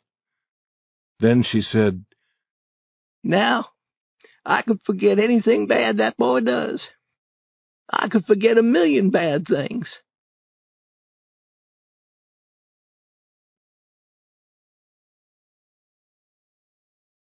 Chapter 20. Becky Has a Problem. Tom was happy again. He started walking to school and soon saw Becky Thatcher also going toward the school. Quickly he ran to her and said, "I'm sorry I acted as I did this morning, Becky. I won't ever be like that again. Please let us be friends." The girl stopped and looked into his face. "Go away, Mr. Thomas Sawyer. I will never speak to you again." Then she started walking again. Tom was so surprised that he could think of nothing to say. And he was filled with anger. If she were a boy, he knew that he would fight her. Becky was also full of anger. She was thinking of the pleasure of watching the teacher beat Tom for destroying a page in his book. She did not know that she would soon have trouble also. The teacher had a book that he was studying. Every day he would read some pages when he was not busy. Every boy and girl in the school wondered about this book, but none had ever seen its pages. Now, as Becky passed the teacher's table, she saw the book. She opened it and began to look at it. Then Tom appeared at the door. Becky hurried to close the book. Her hand caught the page, and suddenly it was in two pieces.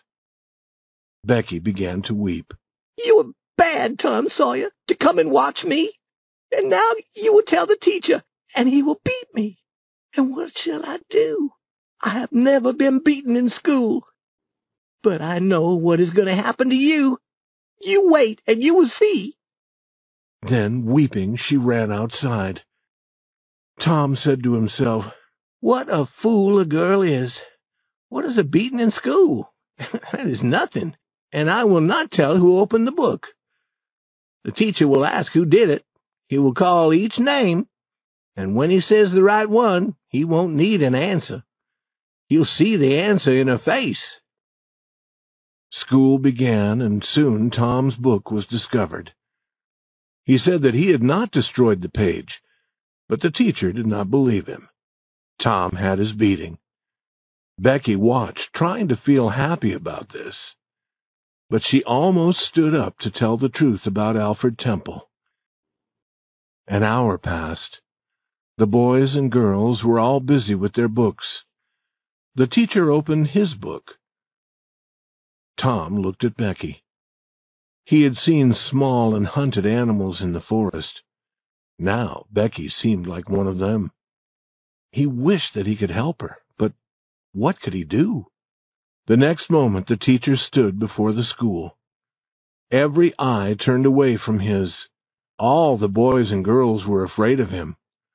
He spoke. "Who did this to my book?" There was not a sound. "Benjamin Rogers?" "No." "Joe Harper?" "No." "Amy Lawrence?" "No." "Gracie Miller?" "No." The next name was Becky Thatcher. Tom was shaking from head to foot. He saw her face, white with fear. "Rebecca Thatcher, look at me. Did you do this to my book?" Tom jumped to his feet and shouted, "I did it." All looked at him. They could not believe what they had heard. This was madness. Tom stepped forward to take his beating. The surprise, the thankfulness, the love shining from Becky's eyes seemed pay enough for 100 beatings.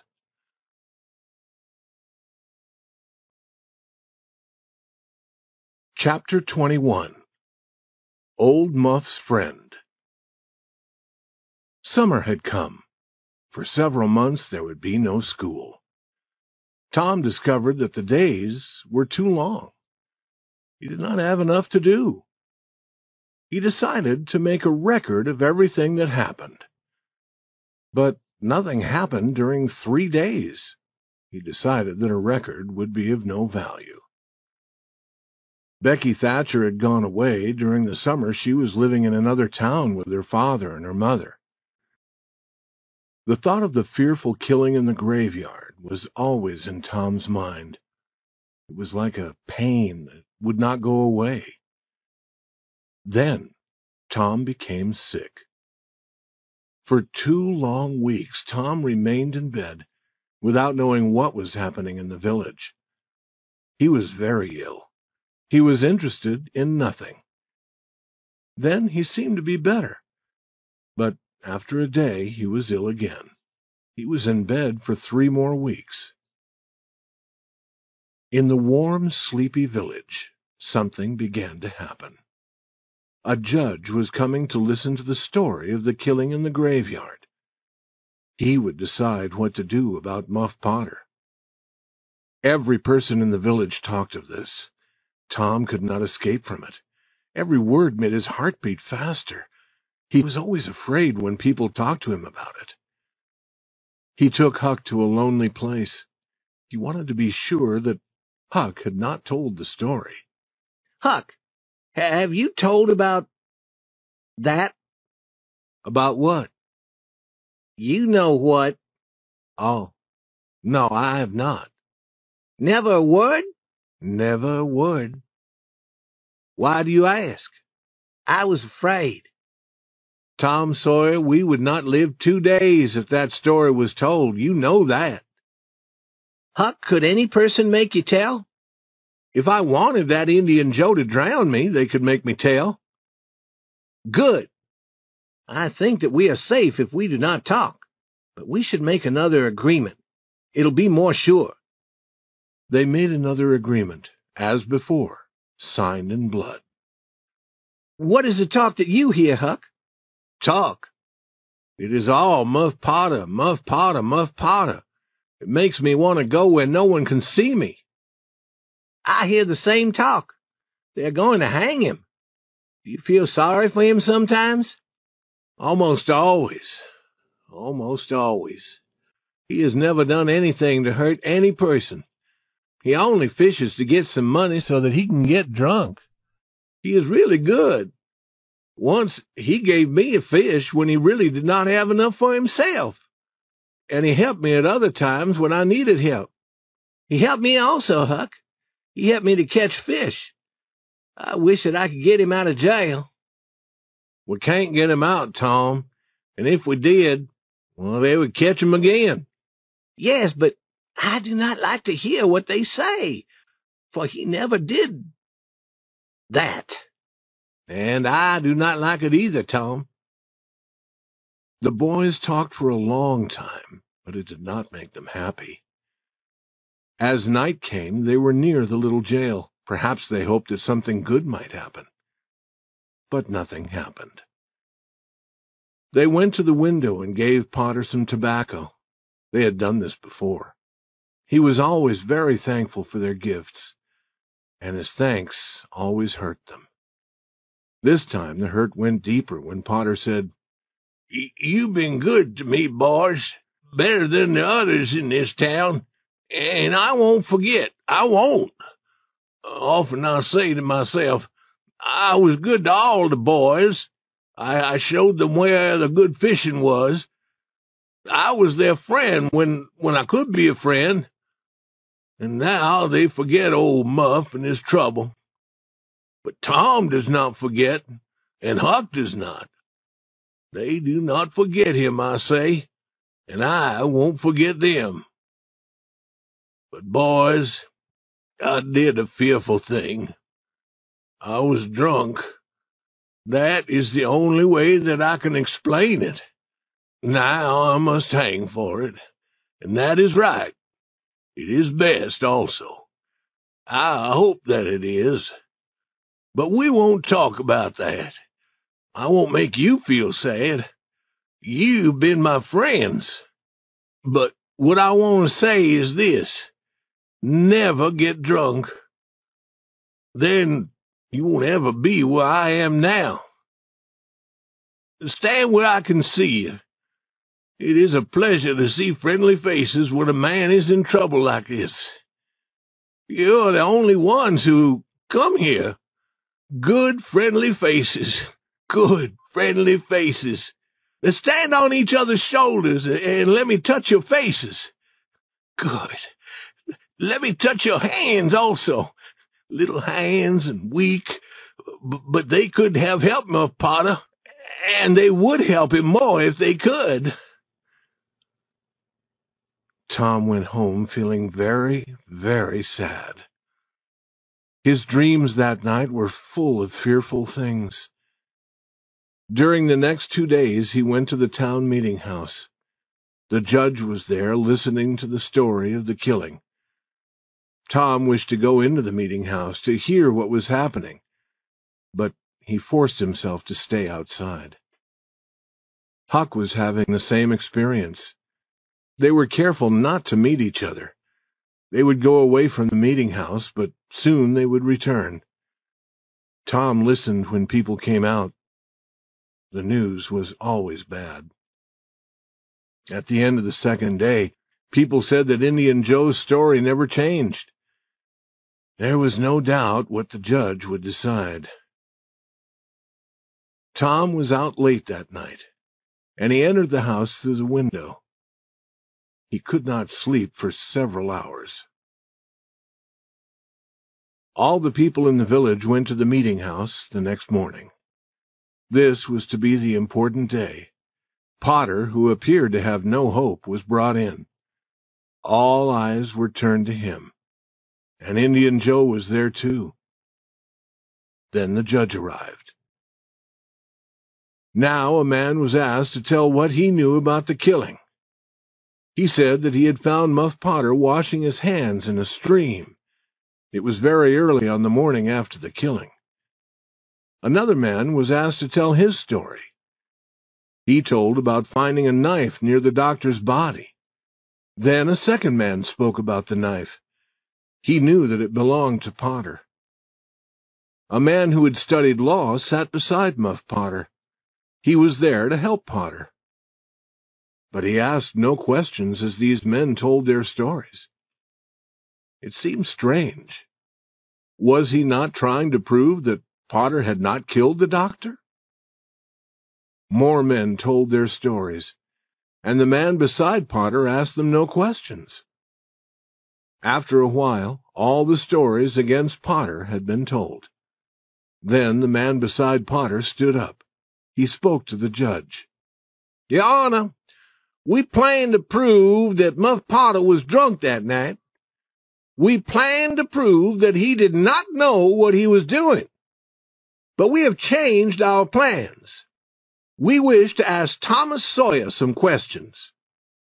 Surprise appeared on every face, including Potter's. Every eye was watching Tom. He stood up and walked forward. He looked very wild because he was deeply afraid. The questions began. Thomas Sawyer, where were you on the night of the killing at about the hour of 12? Tom looked at Indian Joe. He could not speak. The people listened, but the words did not come. After a few minutes, however, the boy had more strength. Some of the people could hear as he said, In the graveyard. Louder, please. Do not be afraid. You were? In the graveyard. A cold smile appeared on Indian Joe's face. Then it was gone. Were you near Hoss Williams' grave?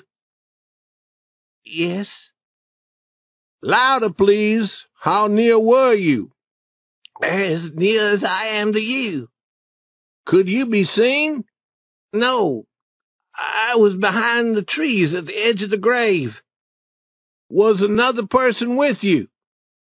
Yes, I went there with... That is enough. We will call him when we need him. Did you carry something there? Tom did not answer.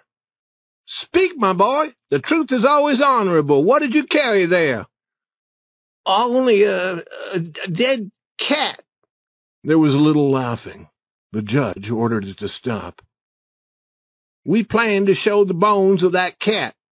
Now, my boy, tell us everything that happened. Tell it as you wish, but tell it all, and do not be afraid." Tom began slowly. Then his words came more and more easily. Every eye looked at him. With open lips, the people listened to his words, forgetting everything but his story. Now he came to the end. Interest became greater and greater. And as the doctor hit Muff Potter with the board, and Muff Potter fell, Indian Joe jumped with the knife, and Indian Joe jumped toward a window, striking all who tried to hold him. In a moment, he was gone.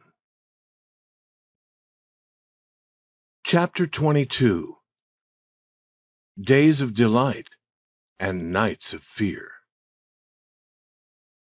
Tom was famous once again. The old people loved him, and the young people wished that they were like him. His name appeared in the village newspaper. There were people who believed that he might someday become President of the United States, if he escaped hanging. Now all were kind to Muff Potter, forgetting that they had not been kind before. Tom's days were days of joy, but his nights were filled with fear. Indian Joe was in all his dreams. Poor Huck felt the same. His name had not been called in the meeting house. Because Indian Joe had run away, Huck's story was not needed. But Huck was afraid that his part in the story might be told. Huck no longer trusted any human being, because Tom had broken their agreement. Every day Muff Potter's thanks made Tom glad that he had told his story. Every night he wished that he had not opened his mouth. Sometimes Tom was afraid that Indian Joe would never be caught. At other times he was afraid that Indian Joe would be caught. He felt sure that he could never be safe again until Indian Joe was dead and he had seen the dead body. Indian Joe had not been found. The slow days passed. With each day, Tom became a little less afraid. Chapter 23. Dead People and Spirits. There comes a time in every boy's life when he wants to hunt for gold and silver that pirates have put deep in the earth. This desire suddenly came to Tom. He tried to find Joe Harper, but failed. He tried to find Ben Rogers, but Ben had gone fishing. Then he met Huck Finn. Tom took him to a place where they could be alone, and he explained. Huck agreed. Huck always agreed to do anything that would require time, but not money. He had no money, but much time. "Where?" said Huck. "Almost anywhere." "Do you mean that there's money in the ground everywhere?" "No, it is in very special places, Huck. Sometimes on islands, sometimes in old boxes under the end of a dead branch of an old tree, but mostly under the floor in a house where the spirits of the dead gather." "Who puts it there?" "People who take it away from other people." "Why do they put it in the ground? If I were rich, I'd spend the money and enjoy it." "I would too, but these people are different." "Do they never return to get it?" "Nope. They think that they will, but they forget where it is, or they die." "How are you going to find it, Tom?" "Where will you look? We tried hunting for gold on the island when we was pirates. I know where there's a house full of spirits, and there are old trees with dead branches everywhere." "Is there gold and silver under every dead branch?" "No, that would not be possible." "How do you know which one to choose?" "Choose all of them." "Tom, we shall be working all summer." "What is wrong with that? We might find $100, or valuable stones like diamonds. How'd you like that?" Huck's eyes were shining. "Give me the $100, and you can have the valuable stones like diamonds. Have you ever seen a diamond, Huck? I do not remember that I have.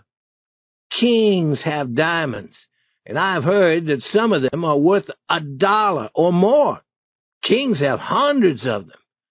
I do not know any kings, Tom. If you go to Europe, you'll see them jumping around. Do they jump? Jump? No. Why did you say that they jumped? Oh, I mean that you'll see kings everywhere. Not jumping. Why should they jump? But you will see many of them. The boys got some gardening things used for making holes in the earth. Then they walked 3 miles to an old tree with a single dead branch.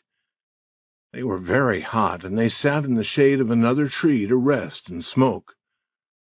Tom said, Huck, if we find some money, what will you do with it? Spend it before my father takes it and spends it. What will you do with yours? I will get married. Married? Tom, you would be a fool. Think of my father and mother. Fight. They were fighting all the time, I remember. The girl I marry won't fight. Tom, they're all the same. Who is she? I won't tell you now. If you marry, I will be more lonely than I am now. No, you won't. You will come to live with me. Now, we must start working. They worked for half an hour. They found no box of money in the hole that they were making. They worked for another half hour. Then Huck said, Is the money always so deep in the ground? Not always. Perhaps this is not the right place. They began on the other side of the tree. They worked without talking for a while. Then Huck stopped to dry his face and said, Where do we try next? There's an old tree on Cardiff Hill behind Miss Douglas's house. That might be a good place. But won't she take the money away from us? It is her land. If you find money in the ground, it belongs to you. It does not belong to the owner of the land. That was fine. The work continued. After a while, Tom said, We must be in the wrong place again. Oh, I understand. What a fool I was! We must know where the shade of the dead branch is under the light of the moon in the middle of the night. That is where we must hunt for the money. The boys stopped work and returned to the tree that night. It was a lonely place. They talked little. When they felt that the right hour had come, they found the shade in the moonlight under the branch and began to work. Their interest was strong. They worked fast. The hole grew deeper and deeper. But every time they found something hard in the earth, it was only a rock. After a while, Tom said, Huck, we are wrong again. We can't be wrong. We saw the shade of the branch. But perhaps the time was not right. We guessed. We did not know. We should stop trying, Huck said. We never know the right time, and I do not like the middle of the night with spirits of dead men around. I feel that there is one behind me all the time, and I'm afraid to turn. I feel the same, Huck, and they almost always put a dead man in the hole to guard the gold and silver. They do? Yes, they do. I've always heard that. Tom, I do not like to be where there are dead people. They will certainly cause trouble for us. And I do not like it. Suppose this one should lift his head. He's only bones now. Suppose his bones should speak to us. Stop that talk, Tom. That is a fearful idea. Huck, I do not like this place. We can try another. Where? The old house where the spirits gather. Tom, I do not like spirits or their houses. Dead people may speak to us, perhaps, but they won't come quietly behind us as spirits do, and then suddenly make fearful noises. But, Huck, spirits travel only at night. We can go to the house in the day. That is true. But people never go near that house in the day or the night. That is because a man was killed there. But nothing is seen except in the night, and then only blue lights are seen. When you see those blue lights, Tom, you know that spirits are near, because only spirits use them. I agree to go to the house if you want to, but I do not think that it is safe.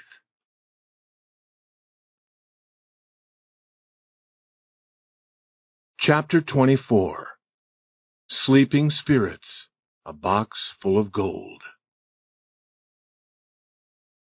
On Saturday, soon after noon, the boys met at the dead tree. They smoked and talked in the shade. Then they worked a little at their last hole. They had no great hope, but Tom said that people sometimes stopped working when they had almost found the box of gold. Then another person came and with very little work discovered it. However, they failed to find anything, but they felt that they had done everything that was possible. When they arrived at the old house, they were first afraid to go in. It was completely quiet there under the hot sun, and very lonely. Then they went without any noise to the door and looked in, shaking with fear. They saw a room with an earthen floor. There was a place where a fire had been built, windows without glass, and dust was everywhere. They entered. They did not dare to speak. Their ears were ready to hear any small sound. Their legs were ready to carry them quickly outside again. Soon their fear became less. They looked around with interest. Then they wanted to look at the room above. They found nothing up there and were starting to go down when— "Be quiet!" Tom's voice was shaking. "What is it?" Huck asked, becoming white with fear. "There! Hear it?" "Yes. We must run. We can't move. They're coming toward the door." The boys were on the floor, looking down into the room below through holes, sick with fear, waiting. 2 men entered. Both boys had seen one of the men in the village. He seemed to be very old. He had long white hair hanging around his shoulders and much white hair growing on his face. It seemed to the village people sad that he could neither hear nor speak. The other man was a stranger. He was wearing very old clothes. His face was not pleasant. He was talking as they entered. The 2 men sat on the ground with their backs against the wall. "No," said the other man. "I've been thinking about it. I do not like it. They will catch us." "You fool," said the man who was believed not to be able to hear or speak. "You are afraid." The boys were now shaking with fear. This man was Indian Joe. Joe said, "We were not caught before, but that was different." "They may catch us here in this house," Joe said. "I wanted to leave here yesterday, but those boys were playing on Cardiff Hill. They would have seen us." Those boys were Tom and Huck. They were shaking again. What would have happened to them yesterday if they had come to this house? They wished that they had waited a year before coming. The 2 men had brought some food, and they began to eat. After a while, Joe said, "When it is dark, go home. Wait there until you hear from me. I will go into the village once again. Then we will do the job we planned, and then we will run far away. Now I need sleep. You stay here as a guard." He was soon asleep, and then the guard, too, was soon sleeping. The boys took a long, thankful breath. Tom said, "Now's our chance. Come." Huck said, "I can't. I would die if they opened their eyes." He would not move, and Tom started to leave alone. But the old floor made so much noise that he stopped, almost dead with fear. Slowly time passed until the sun was going down. Indian Joe sat up and called the other. He said, "It is almost time for us to be moving. What shall we do with our money? Shall we leave it here until we're ready to run? 600 silver dollars is heavy to carry. We can put it in the ground, deep." His friend agreed. He went to the place where the fire had been built, raised one of the big stones from the earthen floor, and took out a big bag of money. The boys began to forget their fears. $600 would make 6 boys rich, and they knew where Indian Joe was putting it. Indian Joe was in a corner making a hole in the ground with his knife. The boys did not dare to speak, but they looked at each other often. These looks were easy to understand. Their meaning was, "Oh, how glad we are now to be here." They heard Indian Joe's knife strike something hard. "Look here," he said. "What is it?" asked his friend. "It is an old box," Joe said. "Help me lift it." "No, I have broken it open." He put his hand in the box and then brought it out again. "Man, this is money." The two looked at the handful of money. It was gold. Now the men found the gardening things that the boys had been using and had placed in another corner when they came into the house. Using them, they started to work. They soon had the box out of the earth. It was not large, but it had once been very strong, with iron bands to hold the wood together. "There are thousands of dollars here," said Indian Joe. "Now it won't be necessary to do that job in the village," said the other. Indian Joe said, "You do not understand.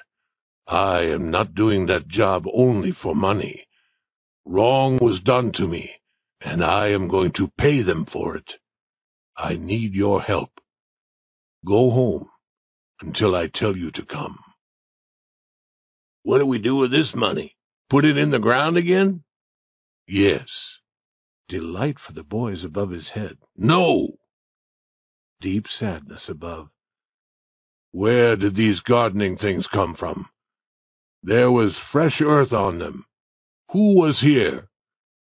We must take the money away. I have a good place for it, at the number 2 place, under the cross." "It is nearly dark enough to go." Indian Joe went from window to window, looking out. Then he said, "Who could have come here? Do you think they are in the room above us?" The boy's breath stopped. Indian Joe put his hand on his knife and started to go up. The boys could not move. Their strength was gone. They heard Joe coming. Then they heard the sound of breaking wood, and Joe fell to the ground. "No people are up there," his friend said. "They saw us coming and they ran. They thought that we were spirits or devils, and they are running yet." Soon the 2 men went out of the house, with the box of gold and the bag of silver dollars. Tom and Huck watched them through the holes in the wall. But would the boys follow? No. They were happy enough to get away from the house with no broken bones, and then return to the town. They did not talk much. They decided to watch in the town for Indian Joe and then follow him to the number 2 place. Tom had a fearful thought. Indian Joe said that he would pay wrong with wrong. Was he talking about us, Huck? Feeling suddenly weak, Huck almost fell to the ground. Chapter 25. Doubts. The adventure of the day troubled Tom's dreams that night. 4 times he had his hands on that gold. 4 times he opened his eyes and discovered that he had nothing. In the early morning, as he was in bed thinking of his great adventure, it all seemed strangely far away. It might have happened in another world or in a time long past. Then the thought came to him that the great adventure itself must be a dream. The amount of money was too big to be real. He had never seen as much as half $100 before. He decided to find Huck and let Huck talk. He would ask Huck no questions. If Huck did not speak of the adventure, then Tom would know that it had been a dream. Huck was sitting on the edge of a boat with his feet in the water. He seemed very sad. "Hello, Huck." "Hello yourself." No words for a minute.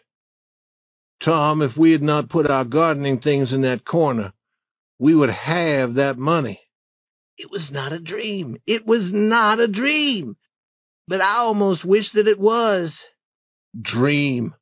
If Indian Joe had found us, you would know that it was not a dream. I have had dreams about him all night." "We must find him, find the money. We must find his number 2 place. Perhaps it is the number of a house." "No, Tom. The houses in this town do not have numbers." "Perhaps it is the number of a room in a public house for travelers. Those rooms have numbers." "Oh, that is the answer. There are only 2 public houses here. We can quickly learn about number 2. "You stay here, Huck, until I return." Tom was gone half an hour. He learned that in one public house a well-known young man lived in room number 2. But in the other public house, number 2 was always closed. No person seemed to know much about it. However, a light had been seen in the window the night before. "That is Indian Joe's number 2, Huck." "I think you are right, Tom. Now what will you do?"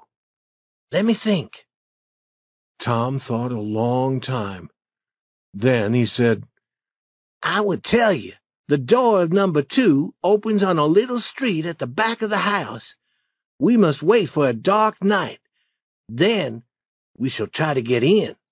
But if you see Indian Joe, follow him. And if he does not go to that number 2, it can't be the place." "I'm afraid to follow him alone, Tom." "It will be night. If I see him, and if it is dark, I will follow him. I promise. He might be going straight to that money. You must not weaken, Huck, and I won't."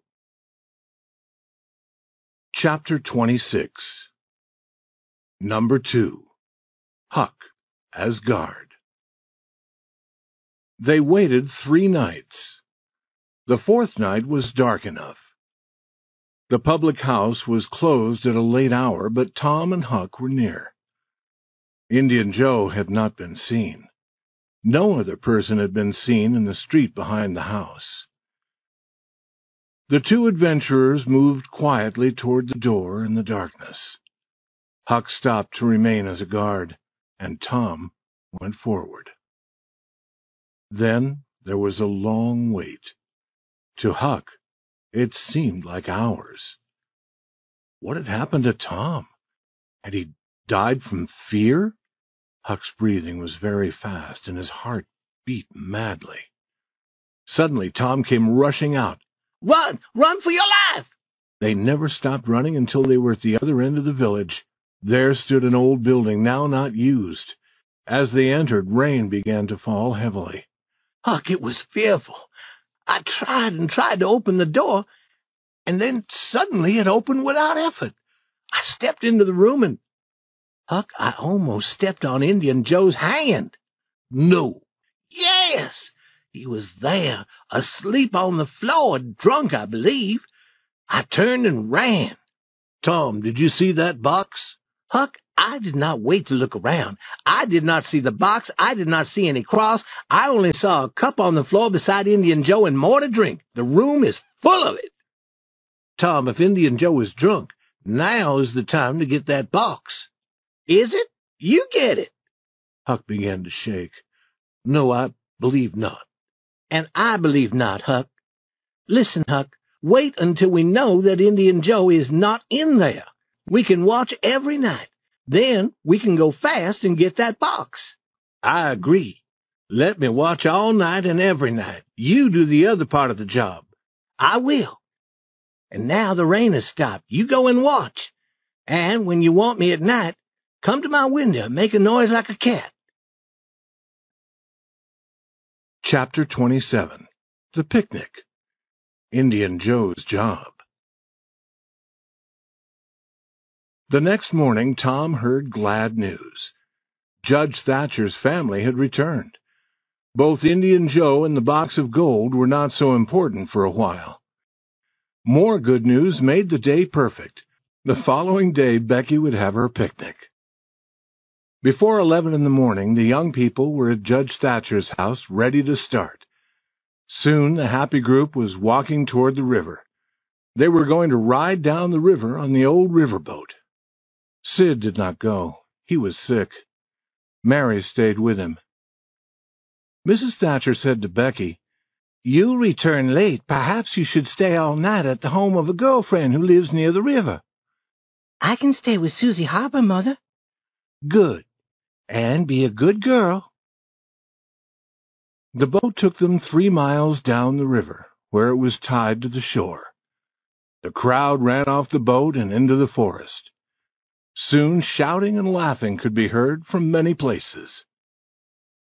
After a while all were hot and ready to rest. They met again near the boat and began to eat the good things they had brought with them. After eating, they rested in the shade of the big trees. Then there was a shout. Who's ready to go to the cave? All were ready. They got lights to guide them in the darkness and started to walk up the hill.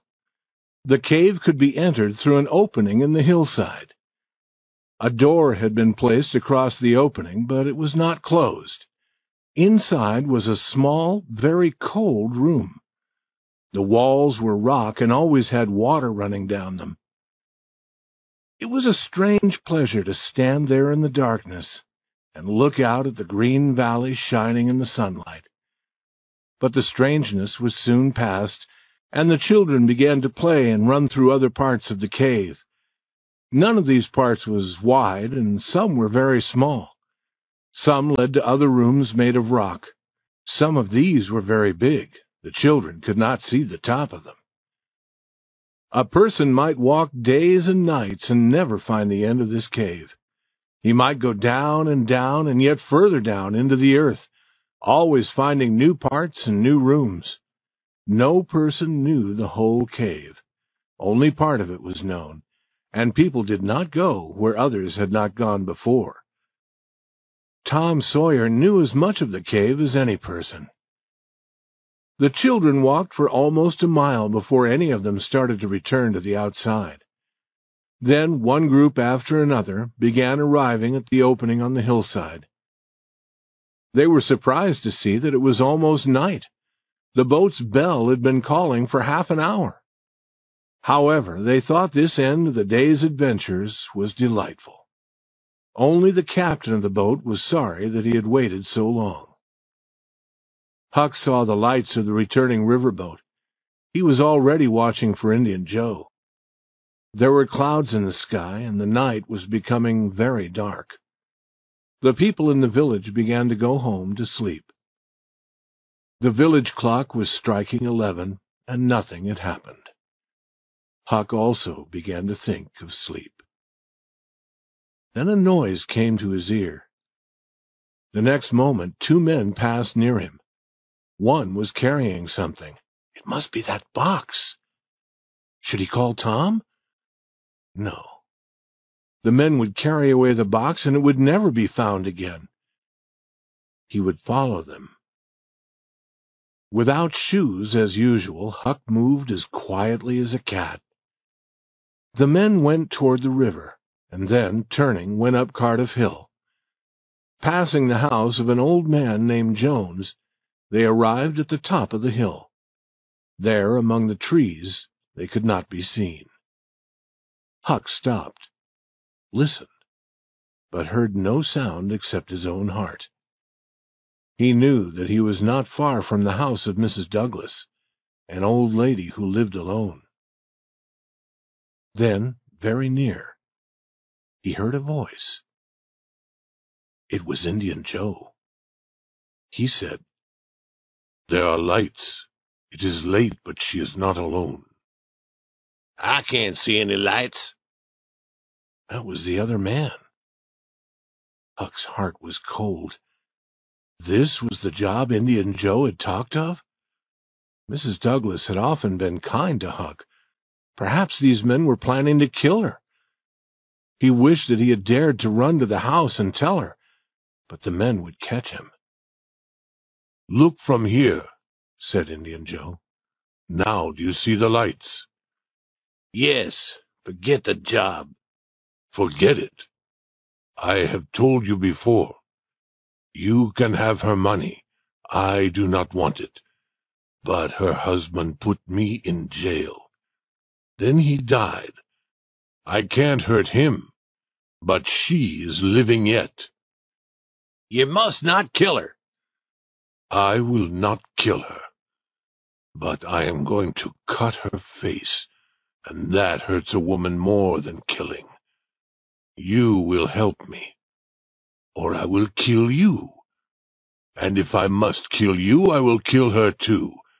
Then she can't tell who killed you. If we must do it, then do it now. No. Wait until the house is dark. Huck knew that all would be quiet, and the quiet would be more fearful than the talk of killing. Very, very carefully, he moved down the hill. When he dared, he began to run. He arrived at Mr. Jones's house and beat on the door.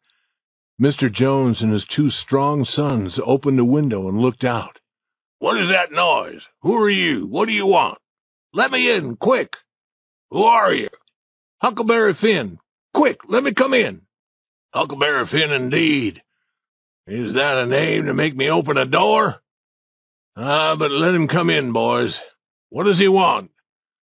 Please never tell that I told you, were Huck's first words. I would surely be killed, but Mrs. Douglas has been a good friend to me. I want to tell you. Speak, said the old man. We will never tell, boy. 3 minutes later, the old man and his sons, carrying guns, were going up the hill. Huck went only part of the way. Then he stopped behind a large stone and listened. Suddenly he heard the guns and a cry. He waited for nothing more, but ran down the hill as fast as his legs could carry him. Chapter 28. The old man reports. Hope begins to weaken. The next day was Sunday. In the very early morning, Huck called gently at the old man's door. Please, let me come in. It's only Huck Finn. That name will open this door night or day, boy. These were strange words to the boy's ears. He could not remember hearing any so kind and pleasant before. The door was quickly opened, and he entered.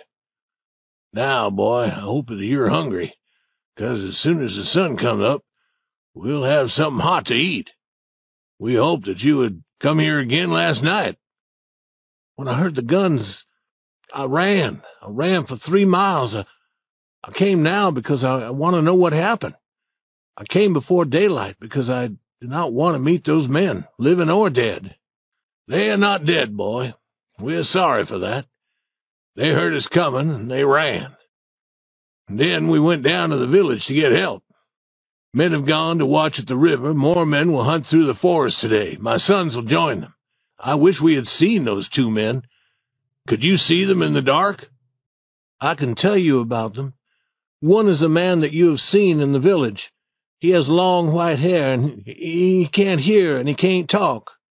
Then he told about the other man's face and clothes.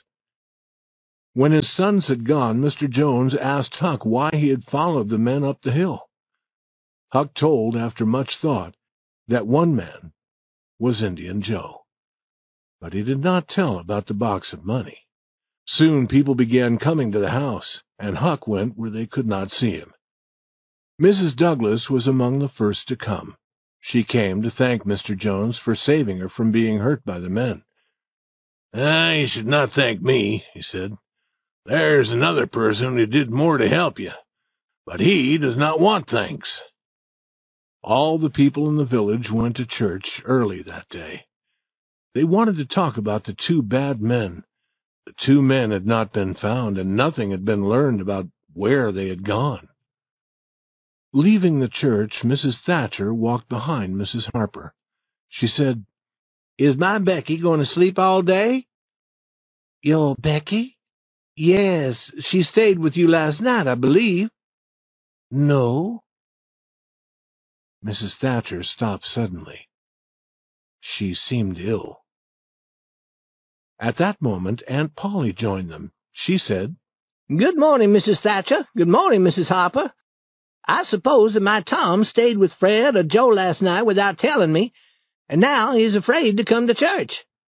Mrs. Thatcher seemed more ill than before. She moved her head, saying no.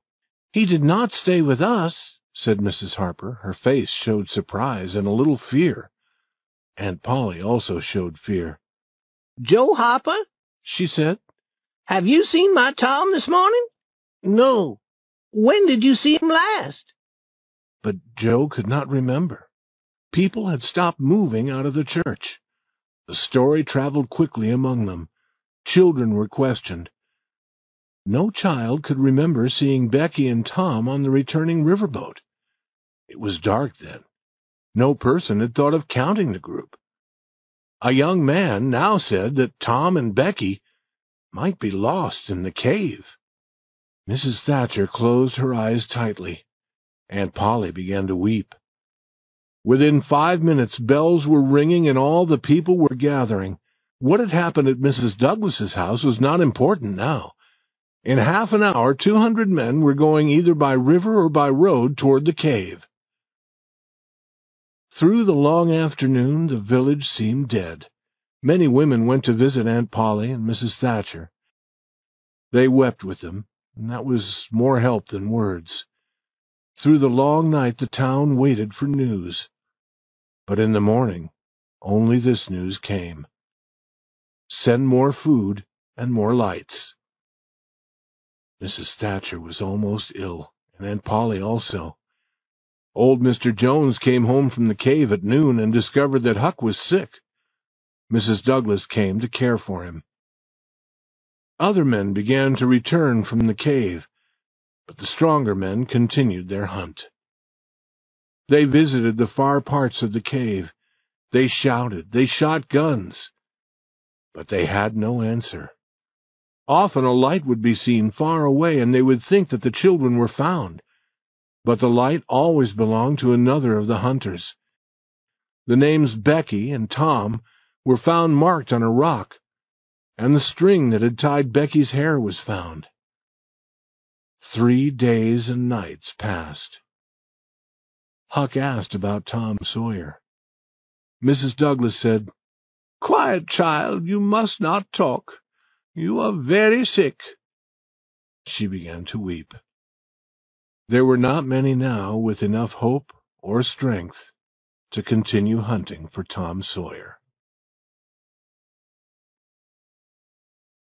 Chapter 29. Lost in the Cave. Found but not saved. Tom and Becky had started through the branching cave with the other children. Then they had had enough of the games with the others. They had walked farther, talking and reading the writing on the walls. People had put their names there. Tom and Becky also put their names on the wall. They came to a place where a small stream of water fell over the rocks. Tom went behind the waterfall to let his light shine through for Becky's pleasure. Behind this waterfall, Tom found an opening leading down, and he wanted to discover where this branch of the cave went. He made a mark on the wall to guide their return and started down, with Becky following. They continued farther and farther, making marks where they turned into a new branch, and discovering many wonderful new parts of the cave. One great room was full of hundreds of bats, which were hanging asleep on the walls. When the children entered, the bats came flying at the lights, and the children ran. They came to a dark lake and sat down at the edge. Now, for the first time, they felt the deep quiet of the place. Becky said, "It is a very long time since I heard the others." "Becky, we are far below them, and far north or south or east or west. We can't hear them here." Becky was afraid. "We should return. Can you find the way, Tom?" "I think that I can. But there are those bats. A different way would be better." "We must not get lost. It would be fearful." They started, but every turn now seemed strange. Becky's tears began to fall. They stopped. Tom shouted. The answer was a deep quiet. It increased Becky's fear, and Tom began now to feel afraid. Becky said, "We must return to the lake, and then go through the room full of bats. It would be better than being lost." But Tom said, "Becky, I've been a fool." He had not remembered to make any marks. He had not expected to return to the lake. Tom, we are lost. We are lost. We never can get out of this fearful place. Oh, why did we leave the others?" She dropped to the ground and wept so loudly that Tom feared that she might die. He sat down beside her and put his arms around her. He said that he was sorry. He said that he should never have brought her so far into the cave. Then she said that she also had been wrong. They had both been wrong to come so far. They started to walk again. Each had a light. Now they decided to use only one light and save the other. They walked until they could go no further without resting. They talked of home, and their friends, and their beds, and they talked of sunlight. Becky's tears started again, and then she was asleep. Tom watched her.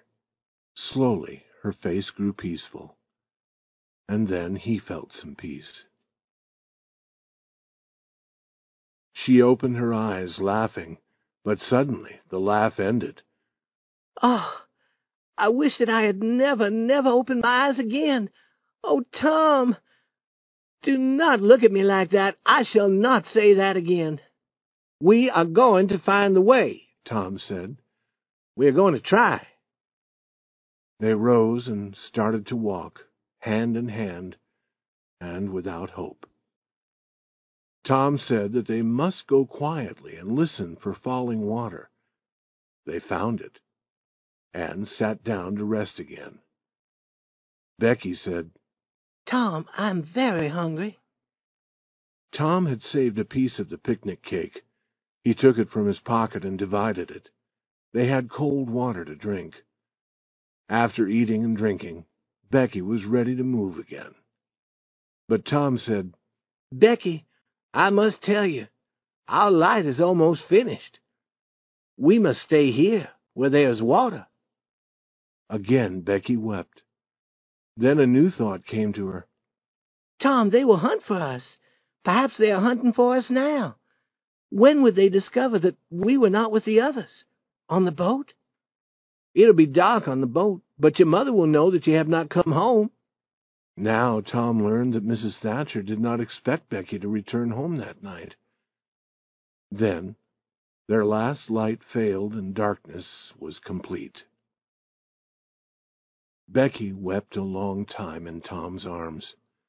Neither knew how long she wept. Then both opened their eyes in the darkness and knew that they had been sleeping. Again, they did not know how much time had passed. Tom said that it might be Sunday. It might be a day later. But Becky would not talk. Her hopes were gone. The hours passed. They were hungry again. Tom had saved most of his share of the cake. He divided it. Then they heard a sound like a distant shout. Tom answered. It came again, They started moving carefully towards it, but they arrived at an edge of rock where the floor fell away. They could go no further. They listened. The distant shout was now more distant, and then they did not hear it again. They returned to the place where they had water to drink. Time passed. After sleeping again, when they opened their eyes, they thought that another day must have passed. They were very hungry. Now Tom had a new idea. The cave had many small branches near them. Tom decided to learn about them. That would be better than sitting and doing nothing. He had some string in his pocket. He tied an end of this to a rock near the little waterfall. Then he and Becky started to walk carefully away. They let the string fall behind them. It would be a guide for their return. After 20 steps, they came to a hole in the rock floor. Tom went down on his knees and felt below. Then he put his hands and his head as far as possible around the corner to look. At that moment, a human hand holding a light appeared from a rock not far away. Tom shouted. At once a body followed the hand. It was Indian Joe. Tom could not move because of fear. He was deeply thankful to see Indian Joe run away. He did not tell Becky what he had seen or why he had shouted. They returned to the waterfall. But after another long wait and another sleep, Tom decided to try moving again. They were very hungry now. He thought that perhaps a week had passed. Becky was not strong enough to go with him. She asked him to return often. She also asked him to return when all hope was gone and to hold her hand until she died. Tom promised. He kissed her. Then, with the string in his hand, he started on his hands and knees through one of the openings in the rock. He was sick with fear, and he had no hope.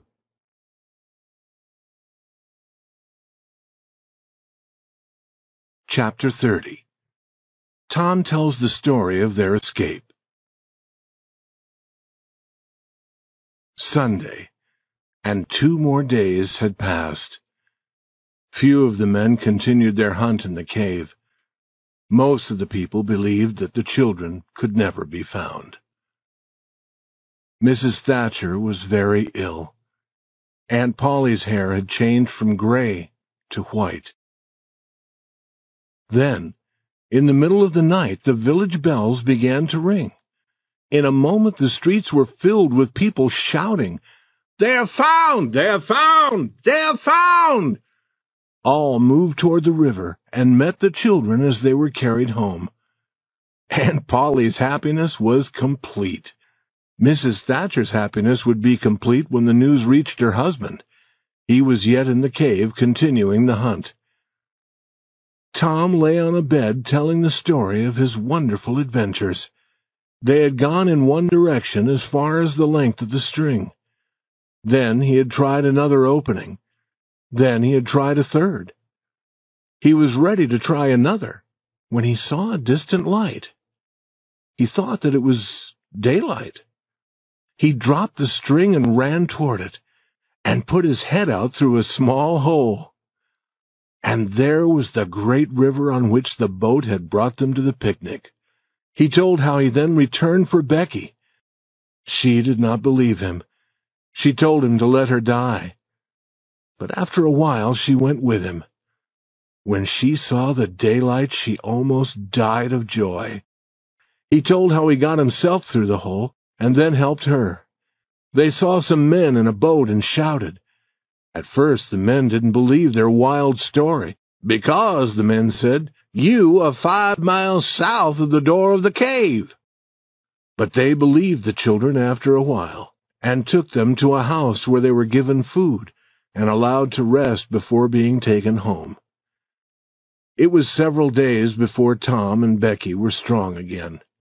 Tom learned of Huck's sickness and went to visit him. Mrs. Douglas would not let Tom talk about his adventures because Huck was not strong enough to listen. Also, she would not let the boys talk about what had happened at her house on Cardiff Hill. Tom learned about that at home. He heard also that the other man, who had been with Indian Joe, had been found in the river. He had drowned while trying to escape. About 2 weeks later, Tom visited Becky at home. Judge Thatcher and some friends were there. They asked Tom if he wished to go into the cave again. Tom said yes. Others might wish to go also, the judge said, but I had that door covered with iron, and it is closed. It can't be opened. No person will get lost in that cave again. "Oh, Judge," Tom said, "Indian Joe is in the cave." Chapter 31. What happened to Indian Joe? A return to the cave. The news spread. In a few minutes, men were in boats on their way to the cave. Tom was in the boat with Judge Thatcher. When the door was opened, their eyes saw a sad sight. Indian Joe was on the ground, dead. Tom's experience in the cave made him understand Indian Joe's sufferings. But a heavy weight of fear had been lifted from Tom's heart. The next morning, Tom and Huck had an important talk. Now Huck told Tom about following Indian Joe up the hill to Mrs. Douglas's house. This part of the story was new to Tom. "And Indian Joe came from number 2 in that public house," Huck said. "And now we shall never know any more about that box of money." "Huck," Tom said, "that money was never in number 2. Huck, it is in the cave."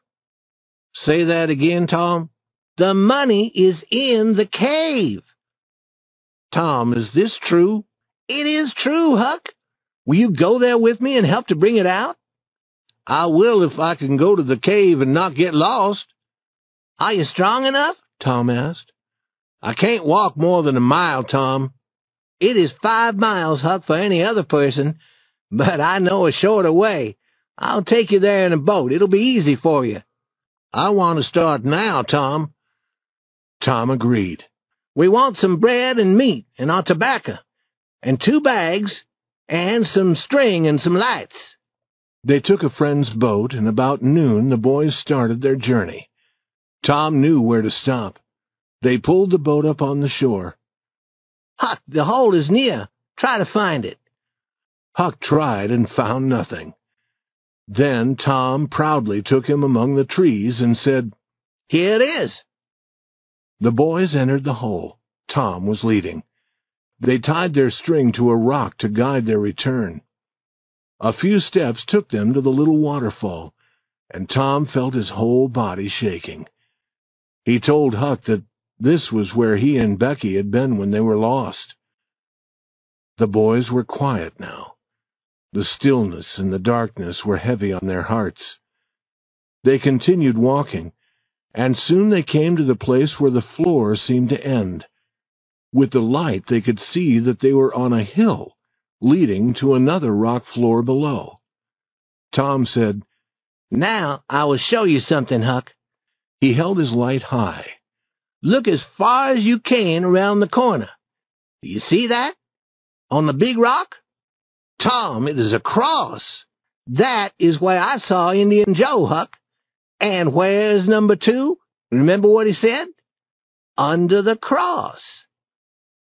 Huck said in a shaking voice, "Tom, I want to go away from here."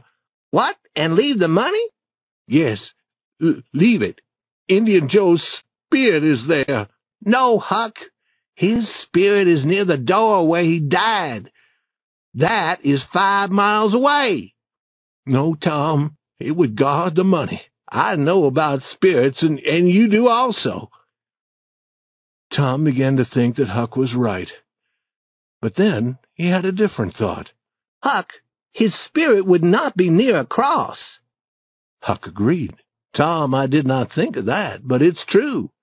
We must go down there and find the box." It was not easy to go down the hill of rock to the floor below. Tom went first, and Huck followed. Near the bottom of the great rock the boys found where some person had been eating and sleeping, but they found no money. Then Tom took his knife and used it to turn over the earth behind the great rock. The knife touched wood. Huck, you hear that? They pulled away some stones and some old boards. Behind these there was an opening under the rock. With his light, Tom went down. Huck followed. Tom went around a corner and shouted, Huck, look there! It was the box of money. There were also 2 guns. We have it, said Huck, putting his hands among the pieces of gold. We're rich, Tom. Huck, I was always sure that we would get it, and we have it. Can I lift the box? He could lift it, but he could not carry it. They put the money in their 2 bags and carried it up from the hole under the rock. Now we want the guns, said Huck. No, Huck, leave them there. We'll return and use them some other time. I think it is late, and I am hungry. We can eat and smoke outside in the boat. After eating and smoking, they returned up the river. It was dark when they arrived at the edge of the village. Huck, said Tom, we would take the money to Mrs. Douglas's house. I know a place near there to leave it tonight. Tomorrow morning we can count it and divide it. And then we can find a place in the forest where it'll be safe. You wait here now and watch it. I'm going to get Benny Taylor's little wagon. He soon returned with the wagon. They put the bags of money in the wagon and started toward Cardiff Hill. Near Mr. Jones's house they stopped to rest. Mr. Jones came out. Who is there? He said. Huck and Tom Sawyer. Come with me, boys. They're all waiting for you. Let me pull your wagon. It is very heavy. What do you have in it? Nothing of value, I'm sure of that. Boys will always work for things of no worth. Hurry now. The boys wanted to know why they should hurry. You'll learn when you arrive. Soon they were entering Mrs. Douglas's house, leaving the wagon near the door. All the important people of the village were there.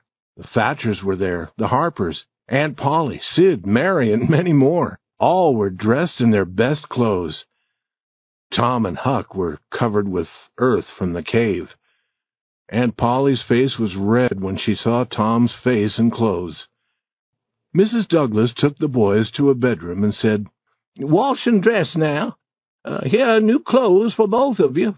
Come and join the others when you are ready. Chapter 32. Mr. Jones's surprise fails. Huck said, Tom, we could run away. We could go through the window. Why do you want to run away? I can't join that crowd, Tom. Oh, that is nothing to be afraid of. I will take care of you. Sid appeared. Sid, why are all these people here? Old Mr. Jones has a surprise. But it won't surprise many people. Most of us know it already. What is the surprise, Sid? It is about Huck following Indian Joe and the other man to this house. But it won't be a surprise. You'll see, he laughed. Some person told about it.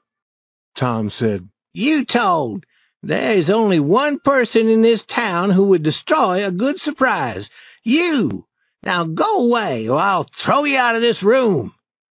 Some minutes later, Huck and Tom were eating at a big table with the others, when Mr. Jones stood up to speak. He told the story about Huck. It was true that it did not seem much like a surprise, but people tried to seem surprised. Mrs. Douglas thanked Huck again and again. She said that she would give Huck a room in her house and send him to school, and that later she would give him money to start a business. Tom said, Huck won't need it. He is rich. People tried not to laugh. Tom said, Huck has money. Perhaps you do not believe it, but he has. I can show you. He ran outside. "What is Tom doing now?" said Aunt Polly. "I never can understand that boy." Tom entered carrying the heavy bags. He opened them and let the yellow gold fall out on the table. "What did I tell you?" he said. "Half is Huck's and half is mine." All looked. None could speak for a moment. Then they asked Tom to explain. It was a long story, but it was full of interest. When Tom finished, Mr. Jones said, "I planned a surprise for this evening, but this surprise makes mine seem very small." The money was counted. There was more than $12,000. Some of the village people owned land and were much richer than Tom and Huck, but none had ever before seen so much money at one time.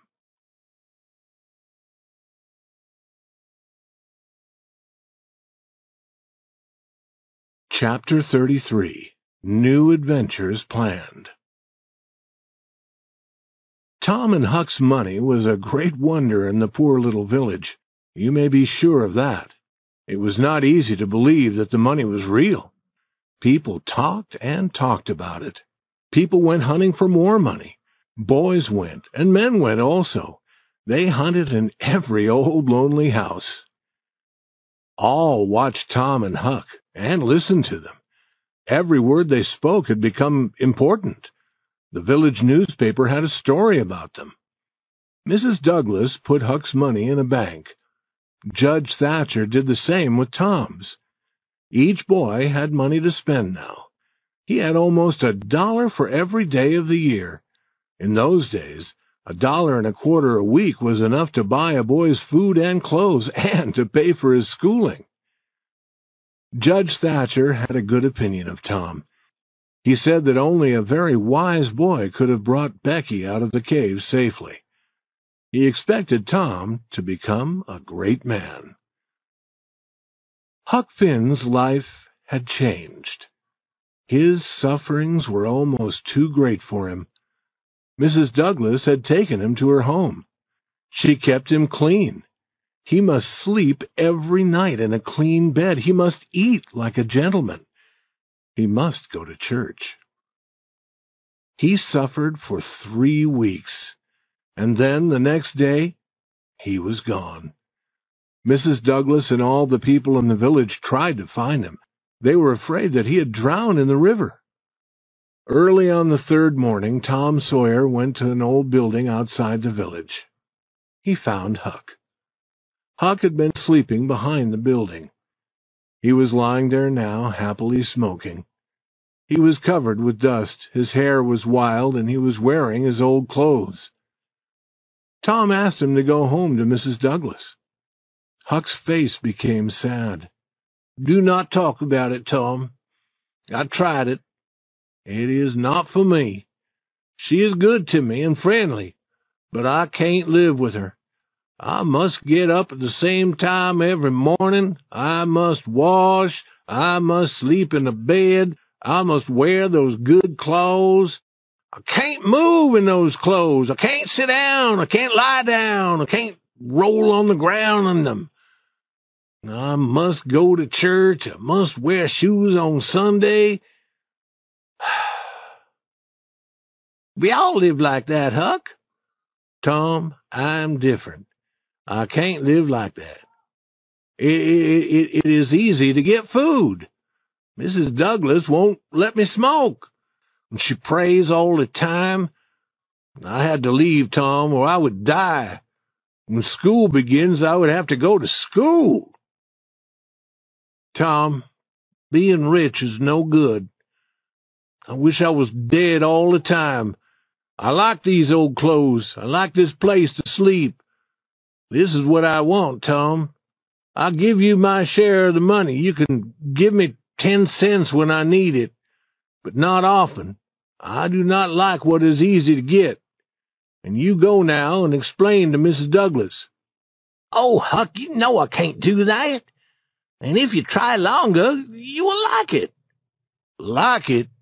Yes, I would like it as I would like a burning coal if I sat on it. No, Tom, I won't be rich, and I won't live in the house.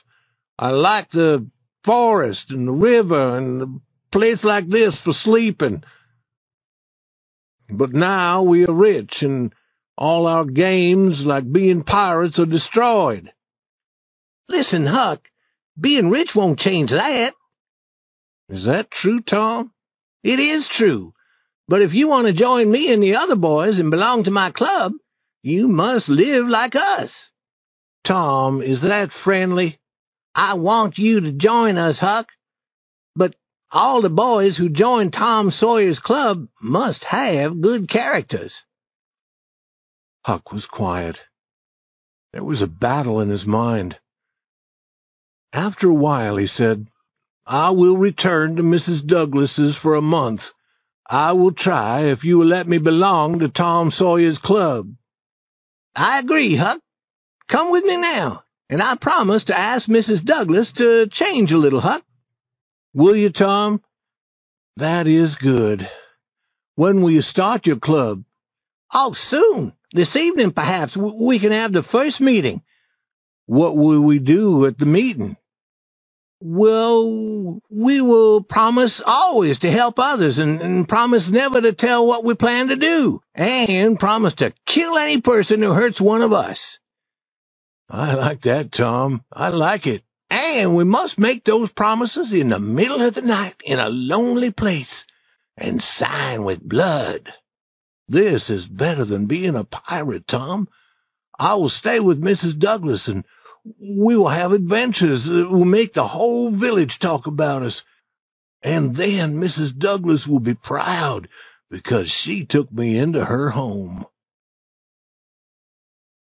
A few words to end.